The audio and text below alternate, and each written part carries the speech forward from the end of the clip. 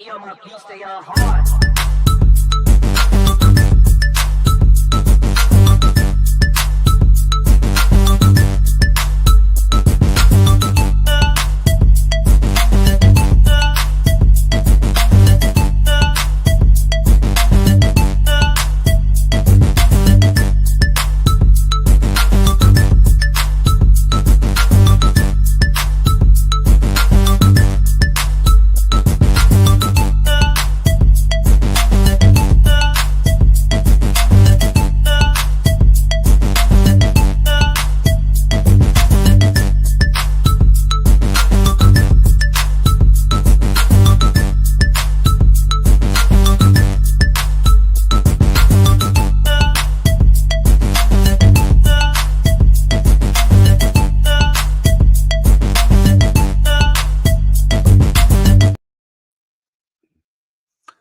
All right. Hey, good evening and happy Father's Day. I'm Brian Fulford. That's A.D. Drew. Good to be on with you for another episode, another Sunday night of BCSN SportsWrap. Drew, happy Father's Day to you, my man. Happy Father's Day to all the fathers out there, all the coaches, and everybody who's a father figure. But Brian, got a couple things I want to say. Happy, Jeff Roberts, if you're a father, happy Father's Day to you too. Aggie Pride. Hold on, stop. See, before you start getting into your rant, because that's what you're already primed and ready. I got to tell people. We try to stay on time. I know. I got to give people the backstory because I called Drew up and I'm like, "Hey, Drew, happy Father's Day." Yeah. And I'm like, "Oh hell!" I'm like, "Oh, the kids must have messed up." And already, so Drew's ready to give his Father's Day rant right here at the open of the show. So let me just quickly get out of the way. As Drew just said, hello and happy Father's Day to all the fathers like Drew and the non-fathers like me, but those of us who coach, teach, we are father figures, mentors. So I'm representing that group of people. Drew's representing the other group. Yes, exactly. Why is AD cussing? I know, right? I thought it was because Drew didn't get a good steak or a good gift or even a card. But Drew, which I hadn't got any of the three. All right. Well, see, okay, here we go. So I'm gonna lay back and get out of the way. I'm gonna even go full screen. I'm gonna let Drew go full screen here in a second. But go ahead, Drew. I did get a phone call or a text or a personal visit from everybody who was supposed to say something to me. You know what I'm saying? But I got three things about Father's Day. All right, here we go. Number one, this is a man's holiday. I mean, exactly, men. No offense to any of the single moms out there who do a tremendous job. Not your day. Raising their kid. Right. On their own, or the others and aunties and everything else. But this is for the males today. No offense to you guys. You guys had your day in May. So you guys had the extra special day because you take on the dual role. But today is for the men. Number one. Number two, Brian. In our over-commercialized world, when you have a sale for everything, I mean, let's think about Christmas. Obviously, Christmas is the most commercial holiday that we have. Easter, Mother's Day. But, Brian, it seems like even the trees have more respect than fathers do on Father's Day. No. Oh, wow. The environment has more respect on Earth Day than fathers do on Father's Day. Wow. You know why I say this, Brian? I definitely don't. Because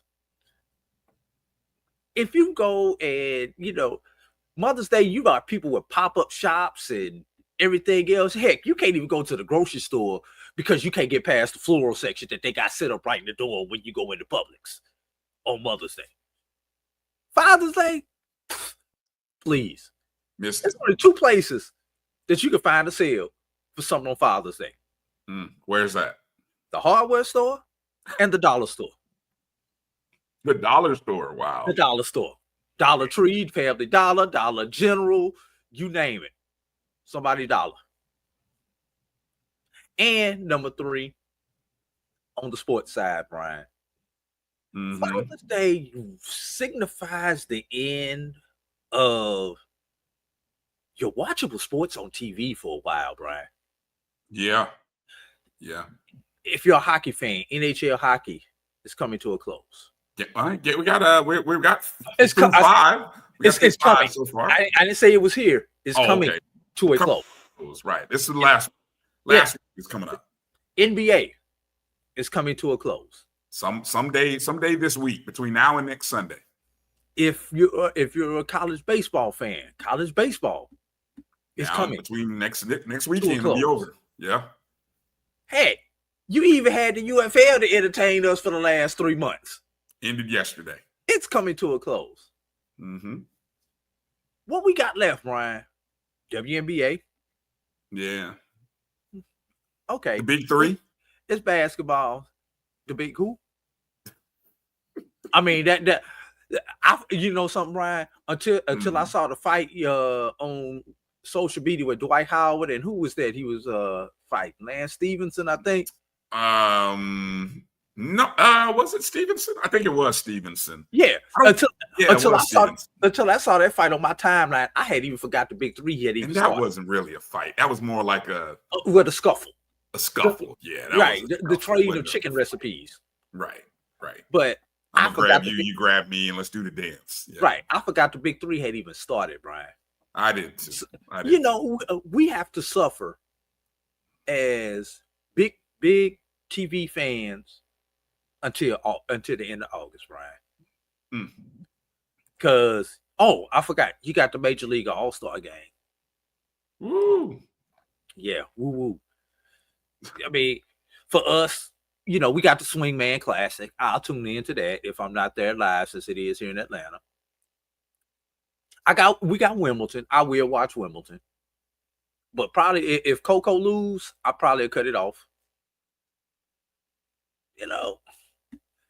Golf. Don't forget Madison Keys now. I mean, just because you got Madison Keys. Come on now. Okay. You 18-1 quietly. Pro tip. Anybody you got extra little pizza money, I put 18-1 on Madison Keys. Anyway, go ahead. I mean, and then you got what the US Open, British Open. No. You got the they call it the Open now. It's just the Open. Yeah, I mean, that's in July. No, nobody watches golf unless somebody who you like is in contention in the finals. Right. Nobody looks like us. Yeah, Tiger been gone. Tiger gone for a minute. We're not watching all 4 rounds. So watchable TV for the sports fan is dry for the next 2 months, Brian. That's the other thing about Father's Day. All right. Wow. Depressing. Go ahead. I'm done, man. Did you get to all 3? Yeah, I said all 3. It's a man's holiday. Yeah. Lack of discounts. You can't find that on sale that we want. And watchable sports TV is dead. Where can you get a good meal? Like, there used to be a place, like, if you guys in the chats, where are the discount meal spots for Father's Day? Like, where can, like, I gotta they actually do that, Brian? Yeah, like, we got a taco place down here called I don't want to give the name of the business. It's a popular joint that I frequent on Tuesdays. Exactly. I frequent them on Tuesdays when it's Taco Tuesday. But they had a buy one entree and get a second entree. Now, I didn't really, look, I've seen that deal come across my app many a times, but somehow it was slid in there as a Father's Day.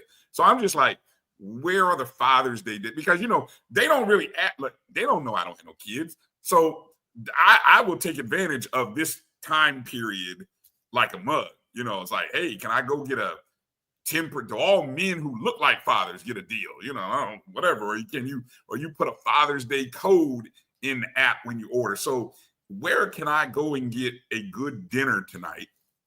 You know, I'm not going to sit in the restaurant by myself. So I have to get it to go. Where can I go and get a good deal? 10%, 15, 20, 25. You can always go to the bar, Brian, the restaurant that has a bar, and you can get away with being by yourself. Just don't sit at a table or a booth by yourself. Then you look creepy. I don't even want to do that. I want to come home and eat. That's why I bought a TV tray. So I can come home and I can sit in front of the TV, Drew. But so if anybody has any suggestions, where can I go and get a discounted meal for Father's Day this evening? I would love to hear. I would love to know. So put that in the chat. Let me know. Where have you guys gone to eat? I know we got some dads and fathers in the chat room. Shout out Jeff Roberts, Dr. Israel Carey, WSSU Ram Nation. Happy Father's Day. Carlos Brown checking in. Blue Jacket for Life. Adam Spencer. EA. You guys let me know where can Happy Father's Day to those of you who are dads, fathers, uncles. My sister sent me a text and she was like, hey, you're an uncle, so I'm going to praise you and give you love. And so, yeah, whether we're uncles, those of us who don't have our own kids, we're somebody's uncle. We're somebody's coach, teacher, mentor, father figure, role model. All of those things kind of apply today. So, again, looking for the hot discount food spot. That's what I'm looking for tonight, Drew, to be honest with you. Yeah. EA says he got breakfast in bed. Okay. Dinner in the man cave, man. That's what I'm talking about. Yeah, you living right. See, that's what I'm talking about. The family's taking care of you, man. That's love right there. Peter. EA, see, you're nasty. See, you're dirty. See. I see what you did there. If you know, you know. All right, let me see. Andrew said, daughter took you out to lunch, Texas Road.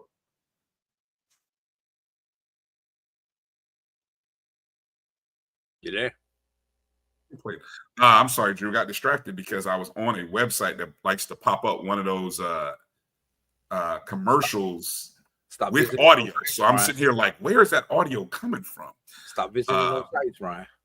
Well, see, I'm checking. I'm trying to pull up a site for our top story that we were going to lead the show with, Drew. So, see why you being ugly. But yeah, so okay, good stuff.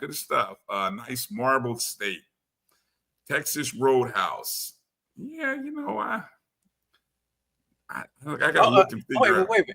Can I ask the one last question before we jump off the Father's Day? Go ahead. For all the men who were taken out to a restaurant today for Father's Day, who paid the bill? Oh, come on. I got to ask these questions, Brian.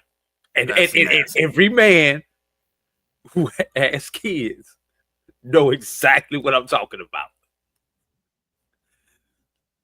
You know what? If you had to go out and pay for the dinner, that's just wrong. That's just wrong. She may have swiped the card, but whose money was it?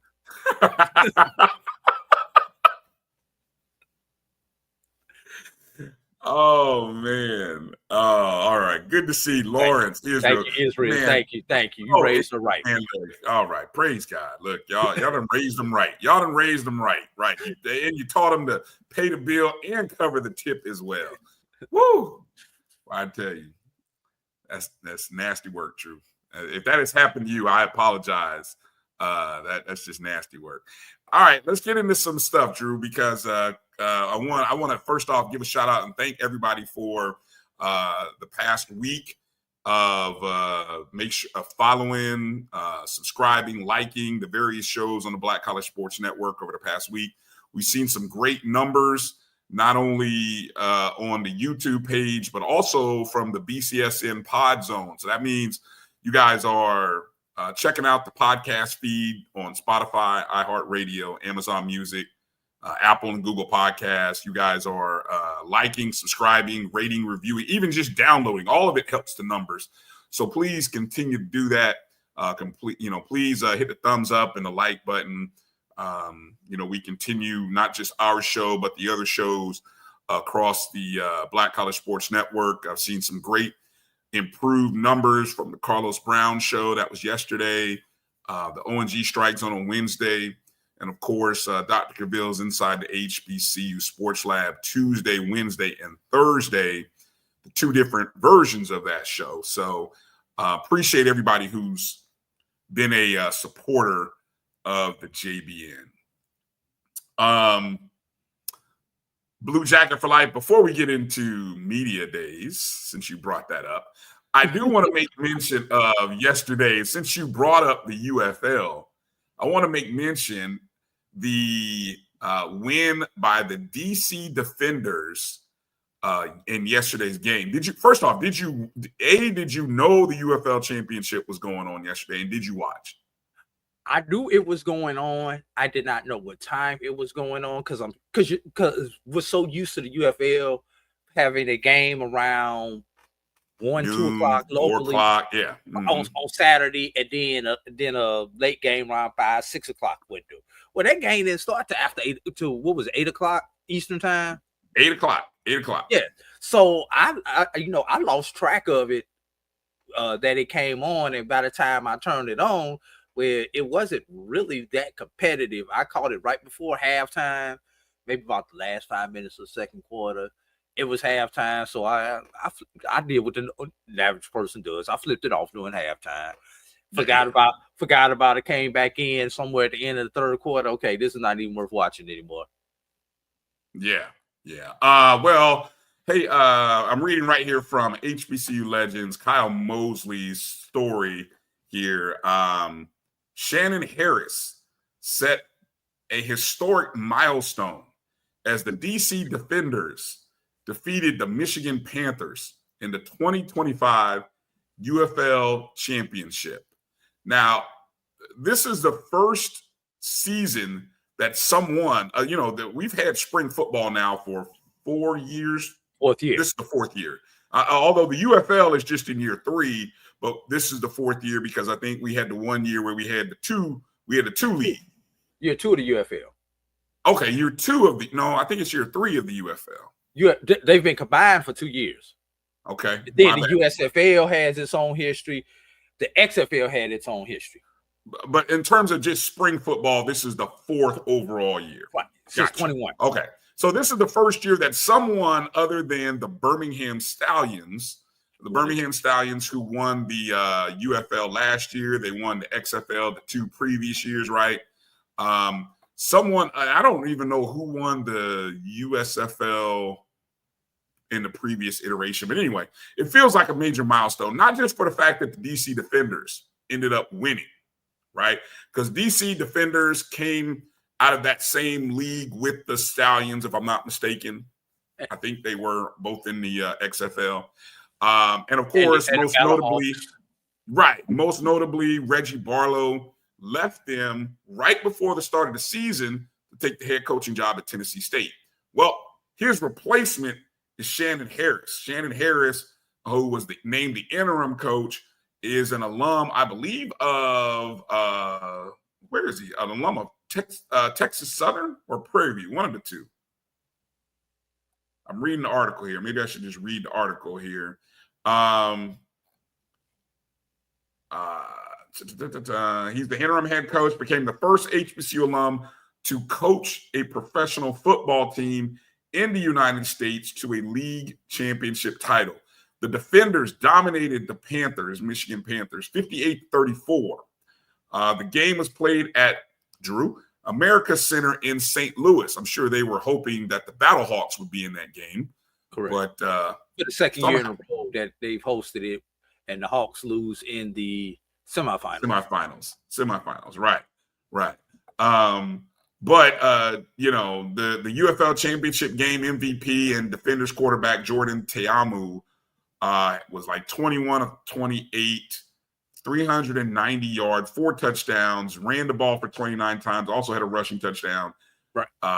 He was ridiculous. Yeah. Bryan, wrong TSU. It's Tennessee State, not Texas Southern. I knew it was TSU. All right. Well, okay. Thank you. Tennessee State. And don't forget the Defenders also have Tennessee State alum and college football wide receiver, Hall of Famer, well, future Hall of Famer. I think he was the Black College Football Player of the Year, Chris Rowland.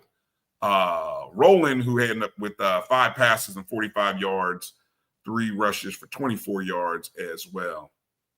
It was pretty much a significant win for Harris because I think the thing that if you pay attention to sports, Drew, the thing that you might have caught from Harris was his opening season win against the Birmingham Stallions, in which he had a very pointed, he was very direct with the Birmingham Stallions head coach. I think it was Skip Holtz. Again, they were like, they had won the championship or a spring championship 3 consecutive seasons. And Harris had said something in the handshake line or at the end of the game about something that Holtz had said about it being a janitor. I don't know. It was kind of like it was a nice moment for Harris, a viral moment just in general, not quite he ain't swag or, don't hug me, I ain't swag. It wasn't quite Deion. Yeah, it wasn't quite Deion and Eddie Robinson Jr., but still pretty interesting. So, Harris is an alum of Tennessee State, as Drew said. He played quarterback for TSU in the early 2000s. I'm reading the article here from Kyle. One of his best performances took place during a game against Tony Romo, who was, of course, known as a Dallas Cowboy quarterback, but also he played at Eastern Illinois. Actually put up some pretty good numbers when he was at Illinois. So there you go, Drew. Congrats to Coach Harris. Congrats to Chris Rowland. Congrats to the DC Defenders. And you got to say congrats to Coach Barlow, because Barlow had coached the Defenders over the past 4 seasons. So, I mean, he essentially built that team up. Yeah, he essentially was instrumental in building that team to the point where Harris could essentially take over and keep the train going. So, yeah. I believe there was another HBCU guy on that Defender squad. Let me see if I can find it in my notes. I didn't see anything in the article that I'm reading from Kyle, but maybe I missed it. All right, but if I find it, I'll make sure I announce it. I have to go back and look at all this stuff I edited out my notes. Right. Yeah. While we talking about coaches, Bryan, we had a couple late basketball hires too, Bryan. All right, so I guess we're done talking about the football and Shannon Harris story. All right. My bad. I thought you were. No, we are. Go ahead. What's next? Basketball, late basketball hires. What you got? We got 2 of them, both on the Division II level, and the one in the CIAA, one in the SIAC. We'll start off with the CIAA. How about Aliko Dunk is now the head coach at Virginia Union University, coming over from Stillman College, and he will be on the women's side. Virginia Union has named Aliko Dunk as the 10th head coach in the history of the VUU women's basketball. Dunk comes to VUU after being the head coach of Stillman College women's basketball program for the last 8 seasons. By the way, this comes from VCSU Sports.com. Last year, the Tigers went 26-6, the most single season wins in the program history, and won the regular season HBCU AC regular season championship. They also picked up a win in the NAIA tournament, and Dunk won 112 games over his 8 seasons with Stillman, which is the most that anybody had won in the last 4 decades. Prior to Steelman, Dunk spent 2 seasons as the men's head coach for Elizabeth City State University. Prior to that, he spent 5 years as on the women's side at ECSU, compiling an 83-56 record.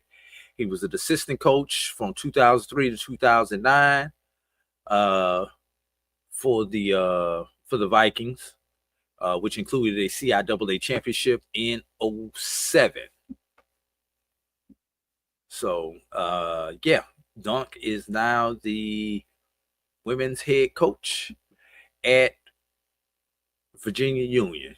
Your comments on that one before we move on to our second hire? A nice last name for something that won't happen at the level that he's coaching at now. There you go. That's my only thought. Oh my goodness, Ryan, I'm gonna leave you alone. I had to think of something because I heard you gave some nice little you gave some nice references when you brought this up during Doc's show. So I had to think of something quickly on the fly. And that's all I could come up with. Sorry. Gotcha. And this one hits close to home, Brian. Oh yeah. Allen names Douglas Whitler as the new head men's basketball coach. And obviously Whitler, the former Morehouse head coach, who I consider a good friend of mine now after our year together. You know, I coached against him, then I worked with him. Where else do that happen at, Brian? Yeah, only in the SIAC. Only in the SIAC. But this comes from AUYellowJackets.com. Allen University is excited to welcome Douglas Whitler, a proven leader and championship-winning coach, as the new men's head basketball coach for the Yellow Jackets. Whitler arrives as the new head coach at Allen following a 4-year tenure in the same position at Morehouse College.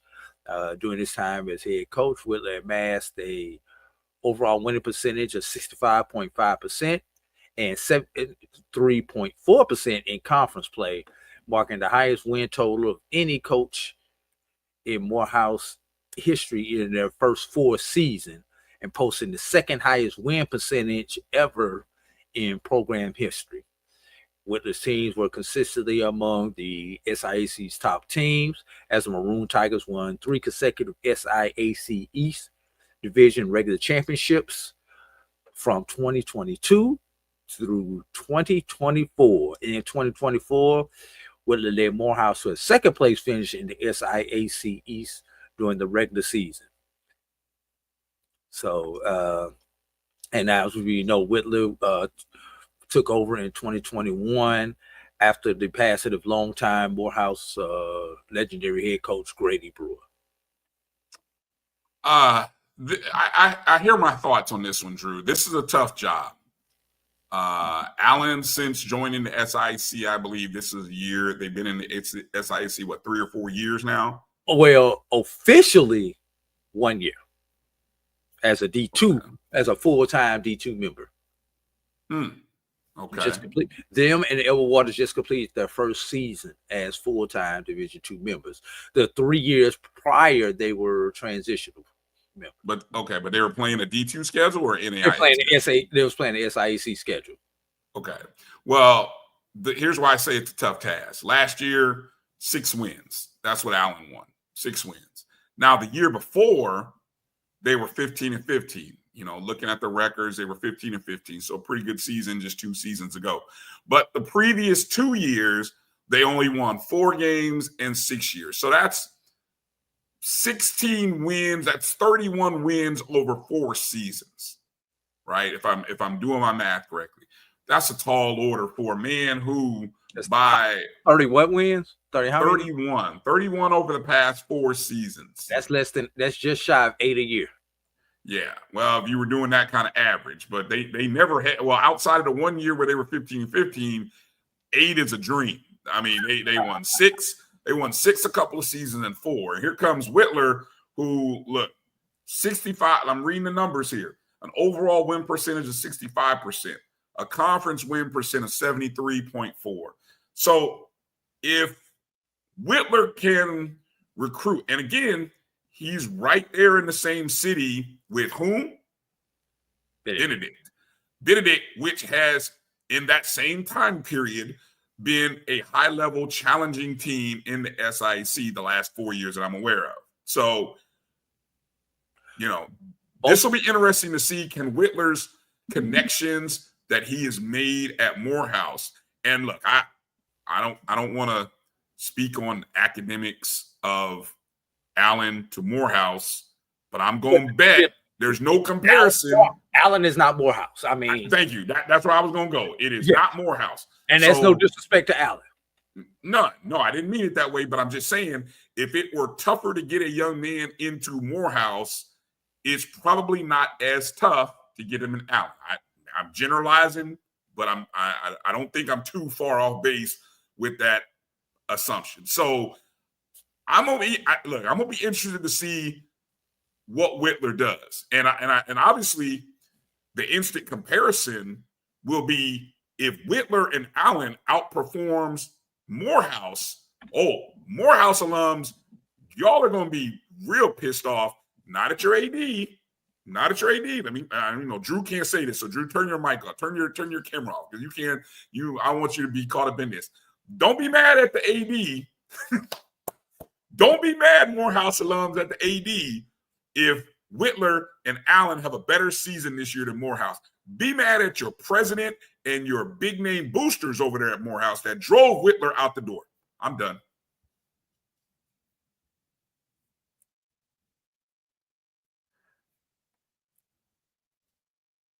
I said what I said.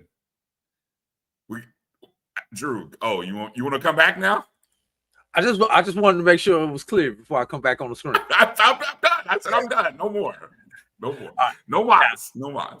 Now, Brian, here's what makes this one interesting. If you remember last year in football, both Allen and Benedict had brand new head coaches in football this past fall. Mm-hmm. Ironically, this year, Allen and Benedict will have new basketball coaches with Danton Jackson taking over Benedict this year also. Wow. Benedict definitely has the better football facility of the two schools there in Columbia, South Carolina. Benedict may have one of the best facilities in Division II football. Definitely among HBCUs. That's their facility. Now, I'm not talking about a municipal facility and all that stuff. Right. I would caution, and you would tell you, Allen probably has a better basketball facility than Benedict. I can't say I've ever been to Allen's gym. I've been to Benedict's gym. I have. And Benedict's gym is old. Yes, it is. It is old. When I say old, I mean capital old. O, capital O, capital L, capital D. O, L, and D. It is. So maybe a slight advantage for Whitler. Obviously, his advantage in Georgia, his connections in Michigan. Whitler's done a great job bringing in junior college kids into Morehouse. Mm-hmm. And Whitler also has one other advantage over Benedict. The fact that Allen is a university, Allen has graduate programs. Okay. So he can get a different type of recruit than he got at Morehouse because they have graduate programs. Well, Savannah State is an asterisk, their Blue Jacket for life. It is? Because the interim took over in January. Took over January, didn't he? Yeah, Johnson. Clement Johnson, I believe his name is. Yeah.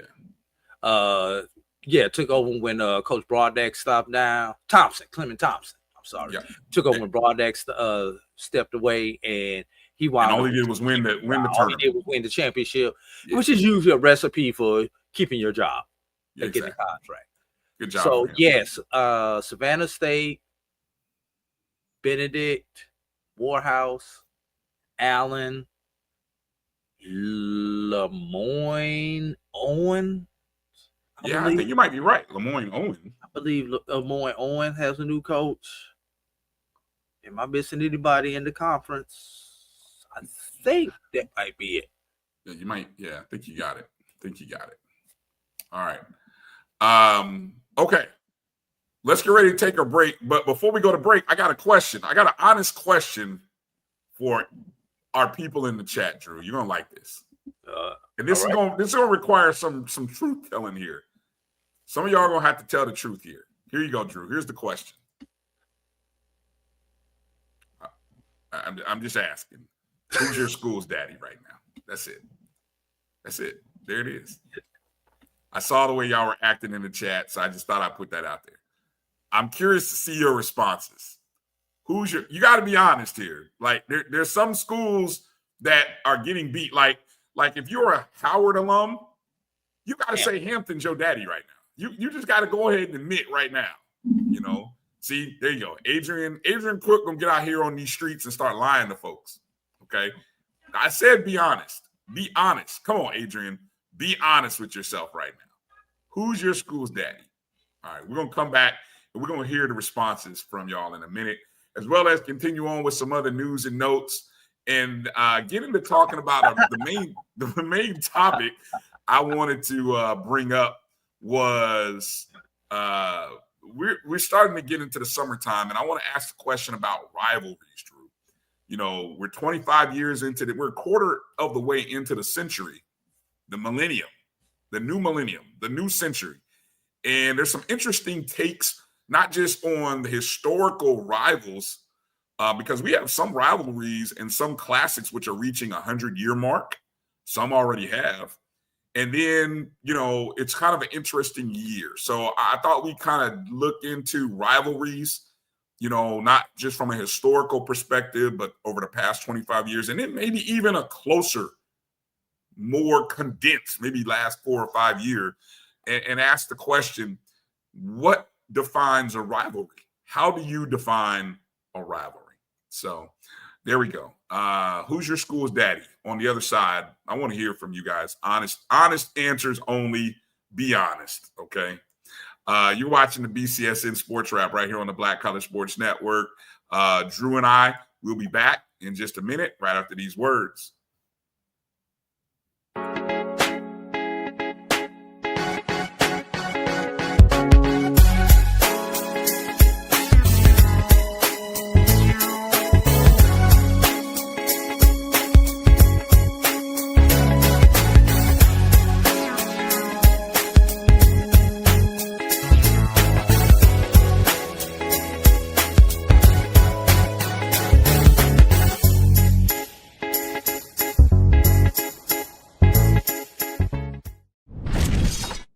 There's a shot. That might be. It could be. Right field. Grand slam. What a shot. That's how you get hot, young fella. Thank you, guys, for what you do for HBCU athletics. This is a fantastic avenue for all of us. This is our ESPN, so we love what you guys do, and all you guys at BCSN. We really appreciate what it is that you guys do for us. The human voice has always connected audiences with experiences. Major brands all across America have trusted Kever's voice time and time again. Conversational, powerhouse, intelligent, and sincere. That's the voice you need for your creative marketing process. KEAVERSVOICE.com. Kever's Voice, Kever's Voice, KeversVoice.com. Always on, all the time.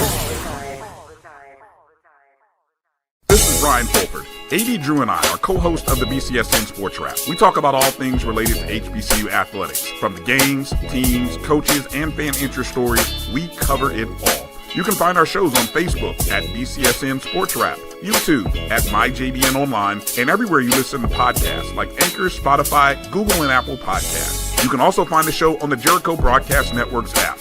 Make sure to download. We look forward to you joining the conversation and being a part of the show. Football fans, HBCU football is back in the ATL with the Cricket MEAC SWAC Challenge Kickoff. Representing the MEAC, North Carolina Central, and representing the SWAC, Southern, Eagles, Jaguars, the Marching Sound Machine, the Human Jukebox. The kickoff trophy is up for grabs, and bragging rights are on the line. The rivalry is real. Bring the family and join us pre-game for the fun-filled Coca-Cola fan experience, including band jamborees, food, activations, and fellowship. For tickets and information, visit MEACSWACChallenge.com.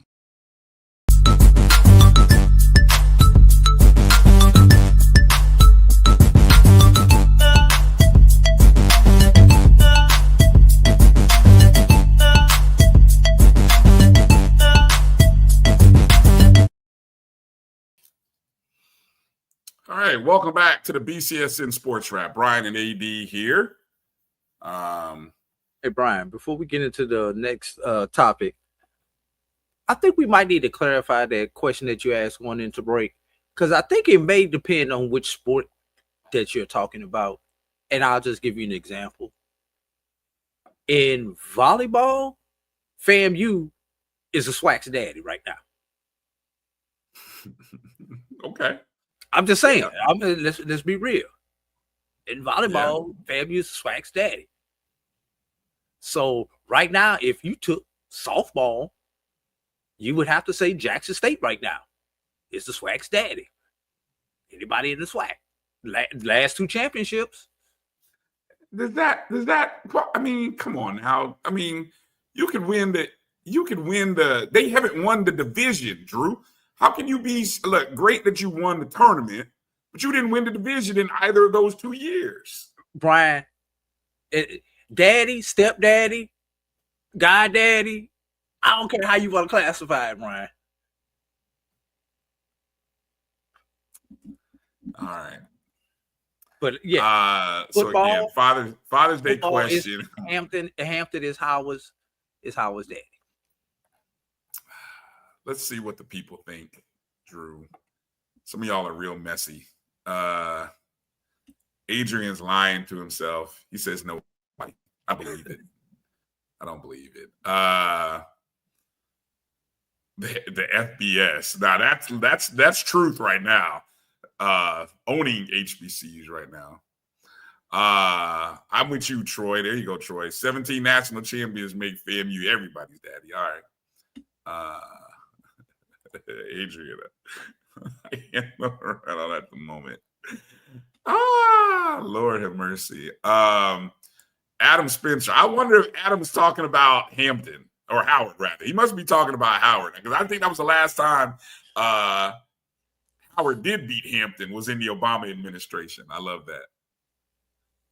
Lawrence? Lawrence? I was looking at his other comment. Oh, a little further down. All right, I'll get to it. See, there you go. You're being messy. One win, 59. See, that some wins will never be forgotten. Some losses will never be forgotten either. No. There you go. See. No. That was a bad one night stand. Well, apparently FAMU's had 2 of those. So I mean, it kind of is. There you go, Lawrence. Although, the MEAC SWAC Challenge, I think it's 11-8 right now in favor of the MEAC. Yeah, but if you look at the record since they moved to Atlanta, Brian, it's definitely in the favor of the SWAC. 4-2 since they moved the challenge to Atlanta. Now that might be some truth right there that Lawrence just dropped. Might be some truth. All right. So again, drop your comments. Here you go, Brian. Oops.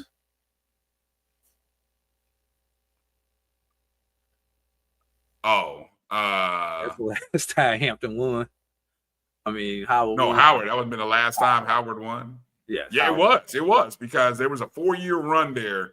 I was just doing for our later topic. I was just doing the research. It has been a dominating run by Hampton over the past 25 years, plus 30 years almost, except for 4 particular years. 4 years where Howard won 4 in a row. Outside of that, Southern, yes. Look, Southern, yes, you are correct. Southern has never lost the SWAC MEAC. I think it has to remain MEAC SWAC until that 11-9 or 11-8 switches. But yes, Southern is 3-0 in the challenge. We'll just call it the challenge, the MEAC SWAC challenge, SWAC MEAC challenge, whatever you want to call it. So yeah, right now we'll see. Can Southern keep the streak going? The Cricket right now, it's been a MEAC streak SWAC going. Challenge kickoff. We'll say it again. What's the official term? Cricket You should know. MEAC SWAC Challenge kickoff. All right, there you go.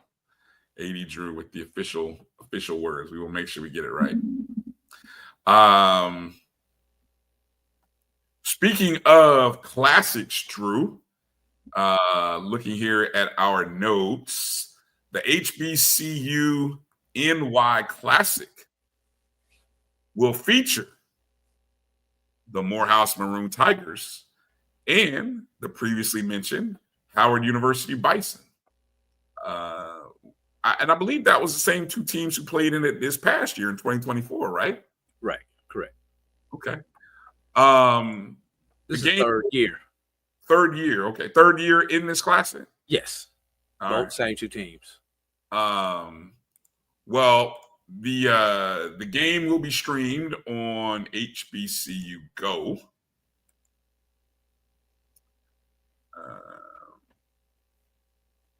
Where was it streamed at before?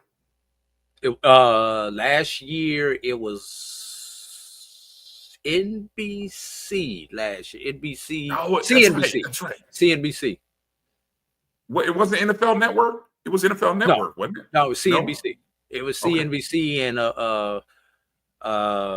there was I forgot where it was. On Peacock. CNBC and Gotcha. Peacock. Okay, this is the fourth edition of the game between Morehouse and Howard. The game will take place in the Meadowlands in New Jersey, which is where the New York Football Giants and Jets play. It'll be on September 13th at 1 o'clock Eastern time. Of course, last season Howard won 35-21. I don't know if Morehouse won this thing yet, ever in this iteration. No. All right. Interesting. All right. You know what that tells me, though, Brian? The fact that HBCU Go has announced their game. What's that tell you? That means the ESPN games have been chosen, but those schedules have not been released yet, because that's the only way that HBCU Go can pick up games, because they're in the number 2 position. So I would expect the ESPN schedules to start rolling out real soon for each of our conferences. ESPN has already started dropping other college football schedules. Right. That means they've already got all that information to the conference. They just haven't dropped our level yet. Gotcha. Speaking of HBCU Go, which is owned in part by Byron Allen and the Allen Media Group, if I'm not mistaken, if that's the correct name of it. Right. Did you see the news that McDonald's had settled, what was it, a 10 billion? Million. But a B, $10 billion Yes. settlement with his group. Now, I don't have, do you have that article? Do you have that accessible? I know it wasn't in our show notes, but it kind of it transition. was on the other copy. Oh, it was? Okay, hold on. Let me go. Let me see if I can find it, because But no, that's not the right article. Hold up, I've got it here. They pulled up a different article.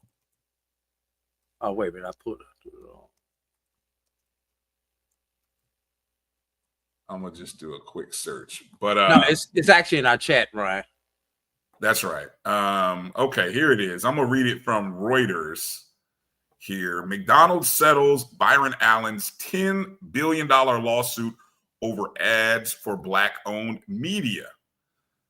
Allen accused the fast food chain of, quote, racial stereotyping by excluding Black-owned media from much of its advertising budget. Friday's settlement between McDonald's and two of Allen's companies, Entertainment Studios Networks and the Weather Group, averts a scheduled July 15th trial in LA federal court.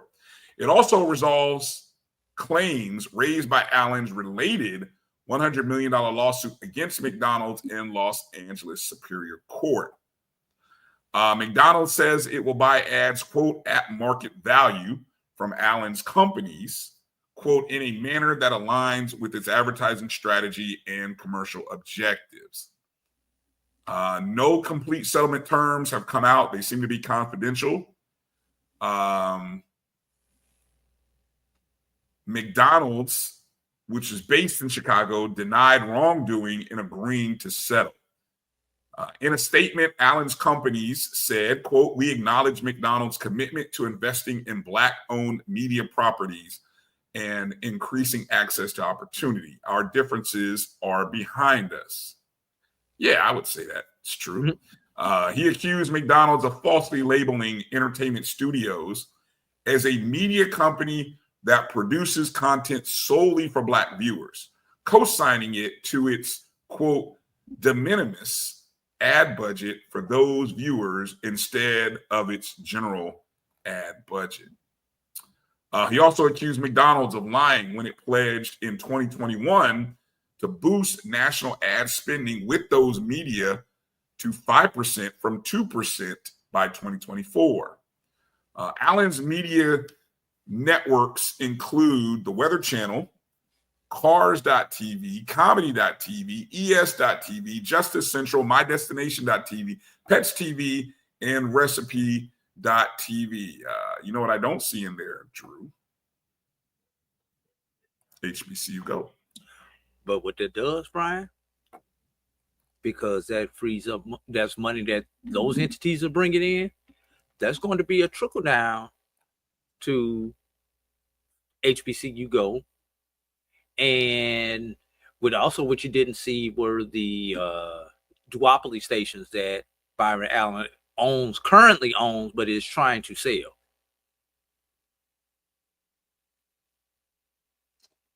One other interesting nugget from the article, Allen said he relied on that pledge, the pledge from McDonald's back in 2021, when seeking business from McDonald's, only to be rebuffed, and that his Allen Media Group represented more than 90% of Black-owned media. Now, that part is not right. I would say that's not. It'll be interesting, something to pay attention to. The trickle down will be interesting to see how it opens the door, because I think one of the biggest, look, full transparency here, folks, we, Black College Sports Network, exist in this world of trying to bring Black college content to streaming platforms like YouTube or the internet, the same internet that ESPN and HBCU Go use. I mean, it's the same internet, right? ESPN Plus. Right, same internet, just so we're all clear. There's only one internet, right? The challenge has always been in getting access to the advertisers. And when you have those relationships, which companies like HBCU Go, Allen Media Group, and even some others out there, I won't throw names out, but since we're just talking about HBCU Go and Allen Media, I'll stick to them. Having access to advertisers makes all the difference in the world. What it does, it means that when you have advertisers, you who are spending to watch content from your various universities don't have to do pay-per-view. Let me repeat that. To watch a volleyball, basketball, football, softball, baseball game from your university, when you have advertising that pays for that content, right? It opens it up so that you, the consumer, can watch those games. Otherwise, the schools are left with the basic question of, how are we going to generate revenue? Well, there's two primary ways you're going to generate revenue. It's either going to come from the advertisers or the consumer. And so when you don't have the advertising, whether it be companies like McDonald's or access to other advertising agencies, who ends up footing the bill? You, me, Drew, as pay-per-view subscribers. Now, the schools have been nice about using it as you're supporting our athletic departments, which you are, right? But you're also spending money. Like some schools charge $20 a game. I'm not going to mention names. Other schools charge a monthly. I'm really bothered by that, but as you can tell. Other schools charge a month. But anyway, the revenue from the subscriptions go to the schools, right? And who knows how that shows up in the budget. I don't even know if it shows up in the budget, where it shows up in the budget at. Because nobody that I'm aware of has released their streaming numbers. So that part, think about that part for a second, Drew. Okay. But let's just say 100 people are watching somebody's feed at $20 a pop. It's $2,000. Well, it's $2,000 that was generated from that game. You know what's sad about that, Brian? Huh? You know what's sad about that $2,000 you just generated? Yeah. Depending on the sport, you may not have even covered the cost of production. Thank you.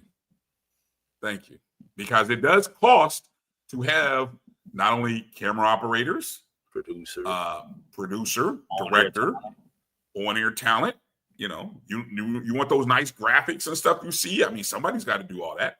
So, I mean, there's a cost to all of that. So, again, it is the challenge that not only companies like ourselves and others face, but it's also the thing that prevents you consumers from being able to consume free sports content. One other thing, that's why we tell you guys, even if you're not able to watch it, turn it on or go back and watch it later. If they have a way for you to like it or something along those lines, please do. Share it. That's why we emphasize those things so much, even for a podcast like this, Brian. That algorithm makes all the difference in the world. So when we do get in front of advertisers, we have quantifiable data. Quantify means numbers, everybody. We have data we can put numbers behind. And the more people that we have to get, the better it is. And clicking on for 15, 20 seconds at a time does not help the algorithm. Because they look at how long, not only how many people are watching, how long are they watching? Because the longer that you have people engaged, the more of a chance that my ad will pop up during the ad pool.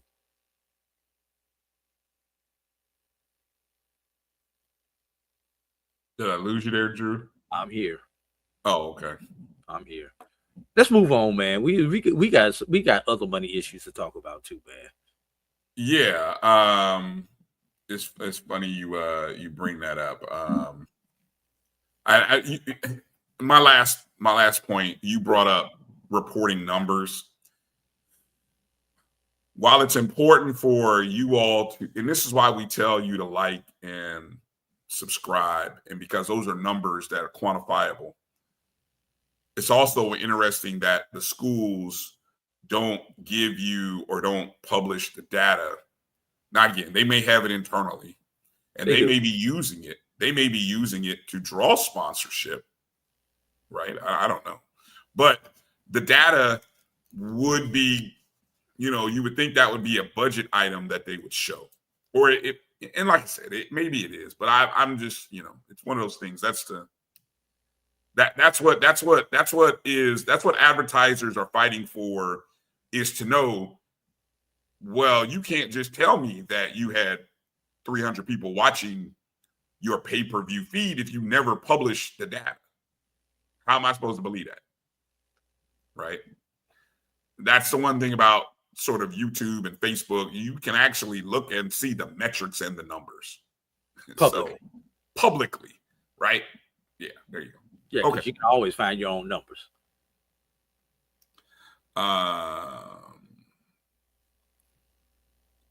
Do you want to transition to recruiting, or do you want to go to track and field for a second, Drew, before we get into the next break? Let's finish up the rest of the news and notes. It doesn't matter which one you go to before we jump on this more of this house settlement stuff, man. Okay. So Florida Memorial, while we're talking about television deals, Florida Memorial extending its deal with Urban Edge Network through 2028. They signed a multimedia deal with Urban Edge Network, the digital streaming network. An HBCU institution contract extension extends their groundbreaking multimedia agreement through 2028. This from Kyle Mosley, HBCU Legends.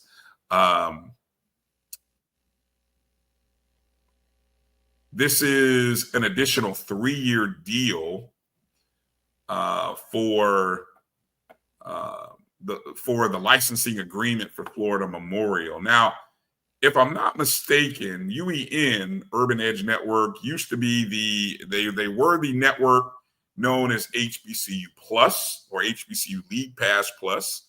I know there was and HBCU League Pass. Yes, which I think is all kind of going away. I think they've kind of moved away from they're UEN now. Yeah, so they moved to UEN, and in full transparency, the Black College Sports Network has worked with UEN in the past, so very familiar with the guys over there and the work they're doing. Matter of fact, they're doing some big things. Congrats! I saw they signed a big deal with the NAIA, if I'm not mistaken.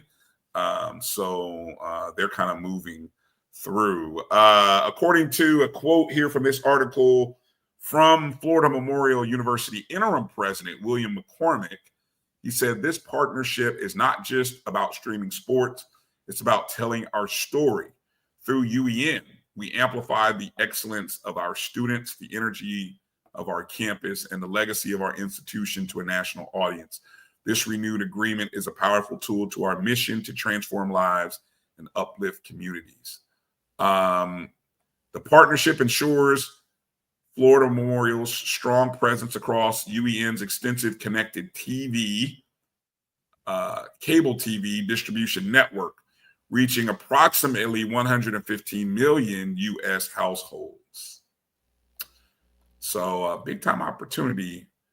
And I say it's a big time opportunity because if Florida Memorial can put forth that content that President McCormick spoke about, because it's easy to put together the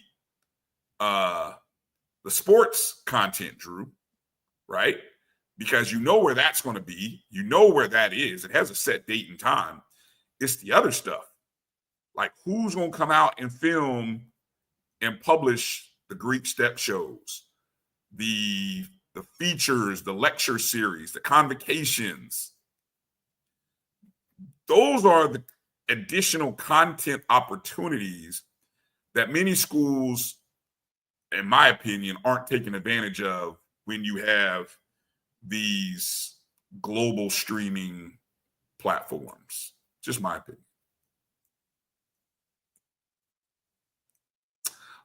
Good question here by Jamie. Good shout out to Jamie checking in. Why do you think that is, Drew? Why won't people disclose their media numbers so we can see why this is news?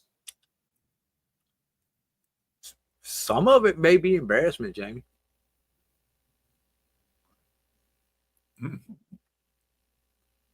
I mean, if I've only got 10 people watching my stream, I don't want to publish that number.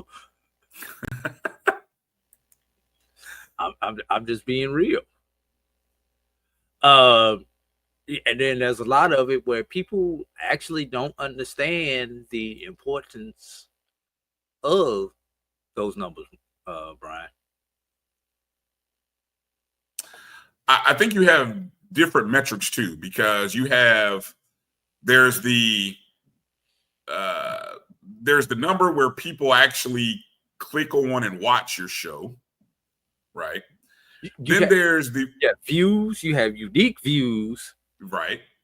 Which means difference between views and unique views is if you click on there 3 times, it counts as 3 views. But if you click on there from the same device, it only counts as 1 unique view. Then you have time watched, Bryan, which is another big one. You can how long you stay engaged with the show, right? You know, you can even break down where people are watching from, Bryan. Oh yeah, you watch an iPhone, PC, Mac, iOS, Android. You can get deeper to these weeds looking at these numbers, Bryan. Right. So, Jamie, I love your question, but what number do I publish? Yeah. And one other thing, Bryan. First of all, it takes 24 hours for all your numbers to register. Everybody needs to keep that in mind.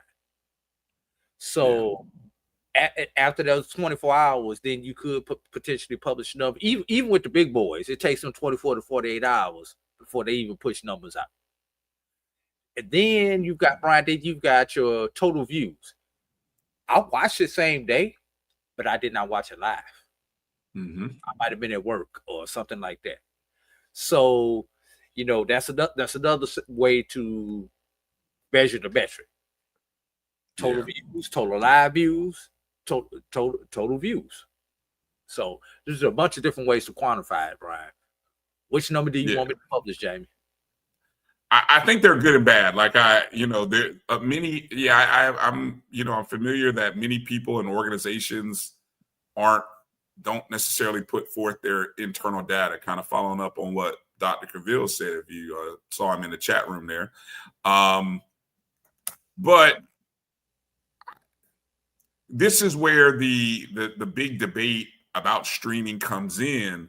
And I know, like, for example, we're familiar with Nielsen, right? Many people have heard of Nielsen ratings. Like when you watch these NBA numbers, for example, the opening game of the NBA was the lowest rated since the COVID season, right?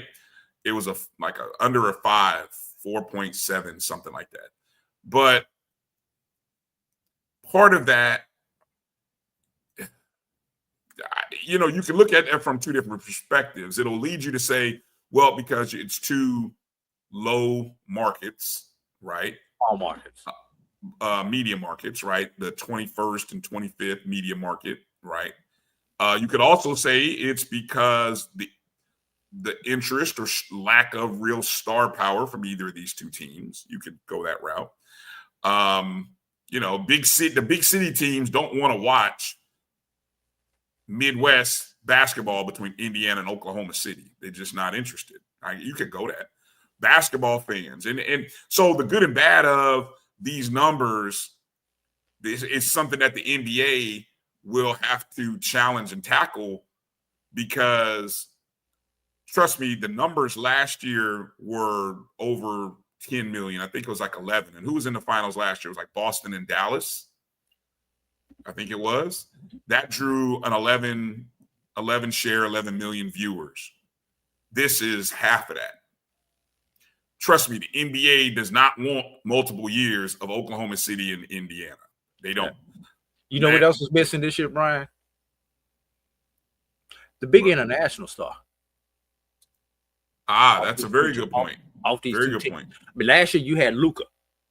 You got Canadian stars, but Canadians are right across the border. That's like north of you don't have across the seas or across a body of You water don't have a star. Joker. You don't have a Luka. You don't have a Giannis. Giannis. Right. Good point. In these finals, so you're not getting the international numbers. And just so you know, we're talking about ratings, even with the Nielsen ratings, Brian. Like if it's on, you go to Applebee's and you watch the game, it only counts for 4 for every TV set that is on in there. Counts as 4 people watching versus if you're in your house, it only counts for 1 person. Yep. I'm just surprised that somehow, like I said, and so until you get company, like until you see the day that Netflix and think about the major streaming providers, until you see Netflix, Amazon, Apple TV, and like the only way you know that this is how you know they are making a lot of money, Drew, by the money that they're spending for sports rights. And movies, because they're spending a lot of movie on it. But you really don't know how much money. You can speculate, but you're probably not even close to being right. All you can really look at is the production of the movies and the consistently new content that's coming out, and then the TV rights, and that will give you a sliver of an idea of what Netflix, Amazon, Apple TV, all of those entities are pushing out, right? So, yes, yeah. And so with that said, though, Jamie's question about the numbers, people, the good old echo chamber of Twitter, right, as we like to call it. When you hear people start to complain about our value and our worth, well, we go back to, how do you know what our worth is? I can tell you this from having been in some of those rooms, Brian. Yeah, I'd love to hear it. When you are in a conversation with a sponsor, those numbers come out. You present them with a set of numbers, they want to know deeper into the numbers. So you have to present them with a second set of numbers and maybe possibly a third set of numbers. But Brian, as somebody who's been in those rooms, I'm not going to give you what you don't ask for, because too much information can be bad. Oh, that's bad. Yes. It can be bad. You want to know this number? I got you. You want to know this number? Give me a day. I'll get it back to you. Mm-hmm. But you give out your best number. You give out your number that you want them to see at first, and then let them ask the next set of questions, Brian. Mm-hmm. I always relate this to, I grew up in radio and I very casually understood how radio numbers work. I still never went deep into it, but there was once a time when myself and a friend of mine, we had a radio show that we did on a local sports station here in Orlando. Now, full transparency, we had to pay for the airtime, right? But our show was on at like 8 or 9 o'clock on a weekday, in the evening. And I'll never forget, we were getting actually pretty good numbers, and we were getting some pretty good guests, and the content and the show was so well produced that even the local people were like, man, you guys are really well prepared. It was like if we took our show to local radio, you'd be surprised at how popular it might be for a local radio network, because you could do so many different things with it. But at the end of the day, we ended up getting numbers, and we could find out, like, okay, in the evening, who's watching the show, or listening to the show, the stuff that, who are the makeup of the listeners. And I still don't understand how they got all that data, but they did. But it's just fascinating, and it can lead you down a rabbit hole. Like, so to get back to your point, Drew, yeah, you got to be careful about giving people too many numbers, because I can give you a number that will tell you, hey, between 18 and 34-year-old males, they love this show. Oh, okay, great. But then you may wonder, what about 50-year-old people? Oh, they don't listen. They don't listen or watch our shit. You know, it's like 18 to 34. Hey, we're number one in the media market. Yeah, 25 to 50-year-olds ain't really watching though or listening. So you just gotta be careful about that stuff. I'm gonna leave you with this before we get into this track and take our next break, Brian. But I was talking to a potential sponsor. Obviously, I'm not gonna call the name. And they mentioned something about their demographic, and their demographic was 18 to 30-year-old African American male. Okay. I looked at that person and I was like, hell, I got a whole campus full of nothing but 18 to 30-year-old African American males. We need to talk. Yes, exactly. That's all I got. That's all you got. There's nothing else. We have the house on 18 to 34-year-olds, 30-year-olds. Yes. You sure do. Exactly. If you can reach, if they can reach the 18 to 22, 23, 24-year-olds at your campus, when they turn 30, they'll still be loyal, whatever product is. They'll still be loyal to your company if you do it right. Exactly. Yeah, good stuff. All right. Let's get some track and then go to break. All right. Track. Did you put this article in there on the track update, or do I got to go somewhere to look for it? Did I put the track in? Because I was somewhere here. I don't have the latest results. I'm bumping around here on. I can pull them up. Give me a second. Got to go to.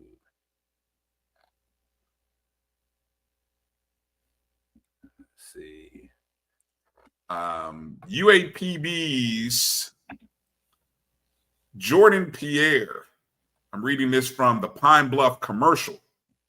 For the second straight season, the University of Arkansas Pine Bluff finished track and field season with a medal. UAPB sprinter Jordan Pierre finished third in the men's 400-meter dash finals on Friday of the NCAA Division I Outdoor Track and Field Championships at Hayward Field in Eugene, Oregon. He finished with a 45.75. He was the fourth runner to cross the finish line and initially appeared to have just missed the podium.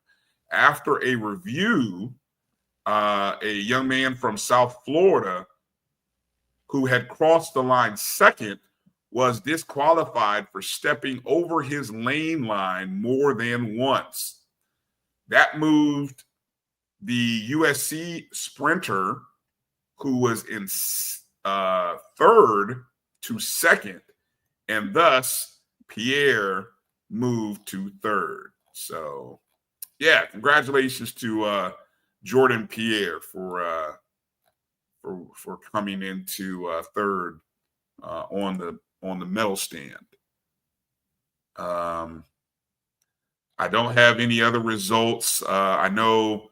Do you have any results? Because I know we had Jarrett Gentiles of Coppin State who was competing in the 400-meter hurdles. If you can go to those, I'll tell you the event. You just go look. How about the 400-meter hurdles? How did Jarrett Gentiles from Coppin State do? I'm pulling it back up. I'm on.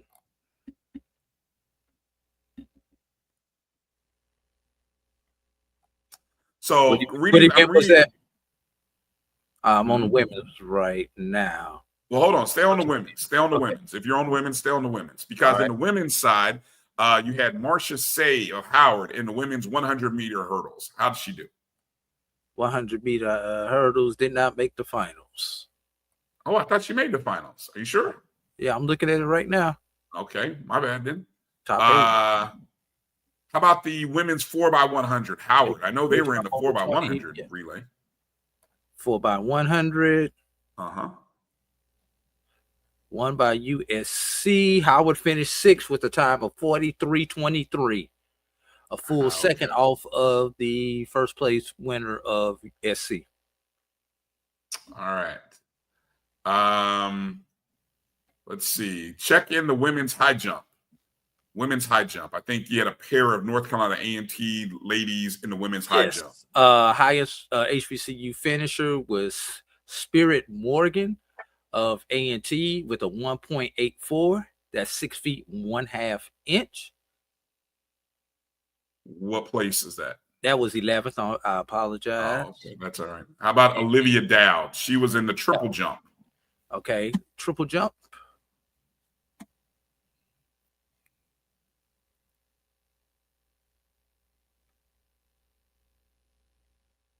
Olivia Dowd of A&T. She finished 23rd in the triple jump with a 12.46.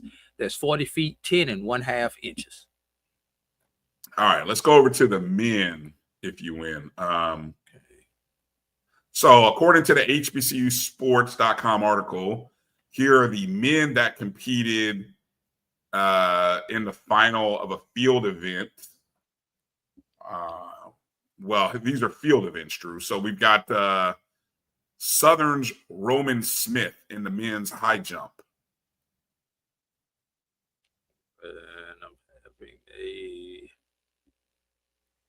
And then we had 3 HBCU guys in the men's triple jump. Xavier Partee of North Carolina A&T, Anthony Woods of Alabama State, and LaDamian Rowell of Jackson State, all competing in the men's triple jump. And the men's event is women's championship tracker. I'm looking for the men's championship tracker. You got to give me a second, Brian. Okay, that's all right. Sorry about that, folks. You know, live on the air, live television here. You're seeing it. Okay, here we go. What was the events, Brian? For the men. All right, so let's start with the men's high jump. Men's high jump. High jump. Roman Smith of Southern competed in the men's high jump.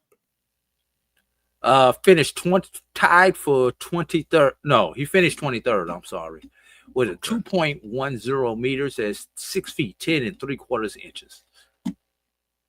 All right. The men's triple jump. You had 3 HBCU guys in the men's triple jump. In the triple jump, A&T, Xavier Partee, 1532, which is 50 feet 3 1/4. Jackson State's LaDamian Rowell, 15.15. That's 49 8 1/2. Give their place. Does it show their place in there? Let's see. Who was the first one I said? Partee finished 17th. Okay. Rowell finished 19th. Okay. And Anthony Woods of Alabama State? Scratched. Oh, scratched. Okay. Yes. All right. And then I asked you to look for Coppin State's Jarrett Gentos of the men's 400 hurdles. 400 hurdles. Yeah, 400 hurdles. Finished 9th, 51.50. All right.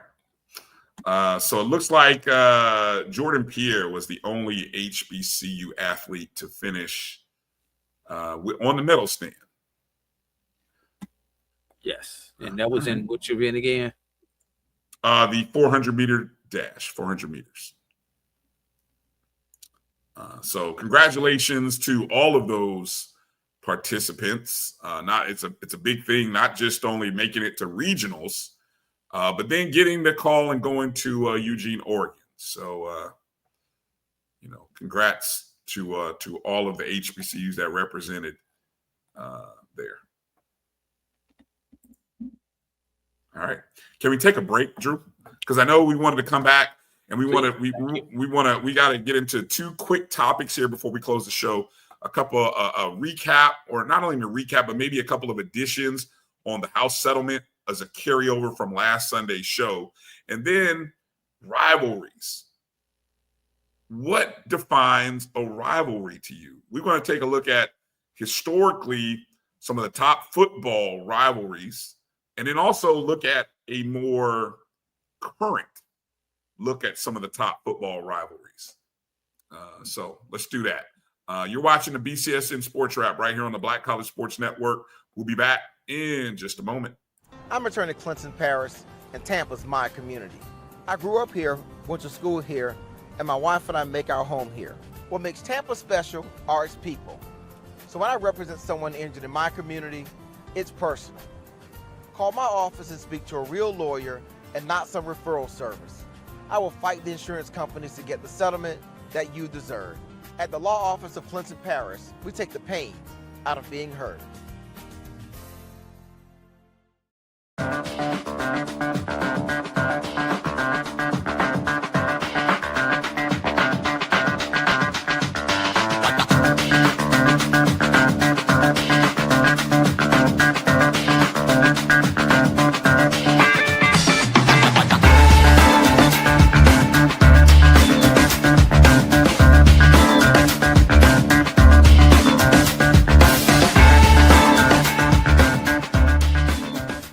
It's never too early to plant the seed, to share the tradition, and instill a sense of pride in your HBCU with your little ones. HBCU Pride and Joy Children's Boutique helps you share your school spirit with a wide selection of adorable kids apparel and accessories officially licensed from your favorite HBCU. Visit hbcupridejoy.com and follow us on all social media at HBCU Pride Joy on Facebook and Twitter. Sugar Chateau Desserts is a specialty bakery located in the Charlotte, North Carolina metro area. We will create delicious and one-of-a-kind treats for any occasion. Sugar Chateau is currently shipping cakes in a jar, offering a variety of different flavors in a single-serve container that can help you celebrate in accordance with social distancing. Place your orders today by calling 803-526-7895 or visiting sugarchateaudesserts.com. You're looking for the latest information on Southern University sports, the Southwestern Athletic Conference, and HBCU athletics. There's only one place to go. Tune in to the Carlos Brown Show, exclusively on the Black College Sports Network. Attention football fans. The Cricket MEAC SWAC Challenge Kickoff is back in Atlanta on August 23rd. Representing the MEAC, North Carolina Central, and representing the SWAC Southern. Join us at Center Park Stadium for a full day of tailgating, football, and bands. For more information and tickets, visit MEACSWACChallenge.com.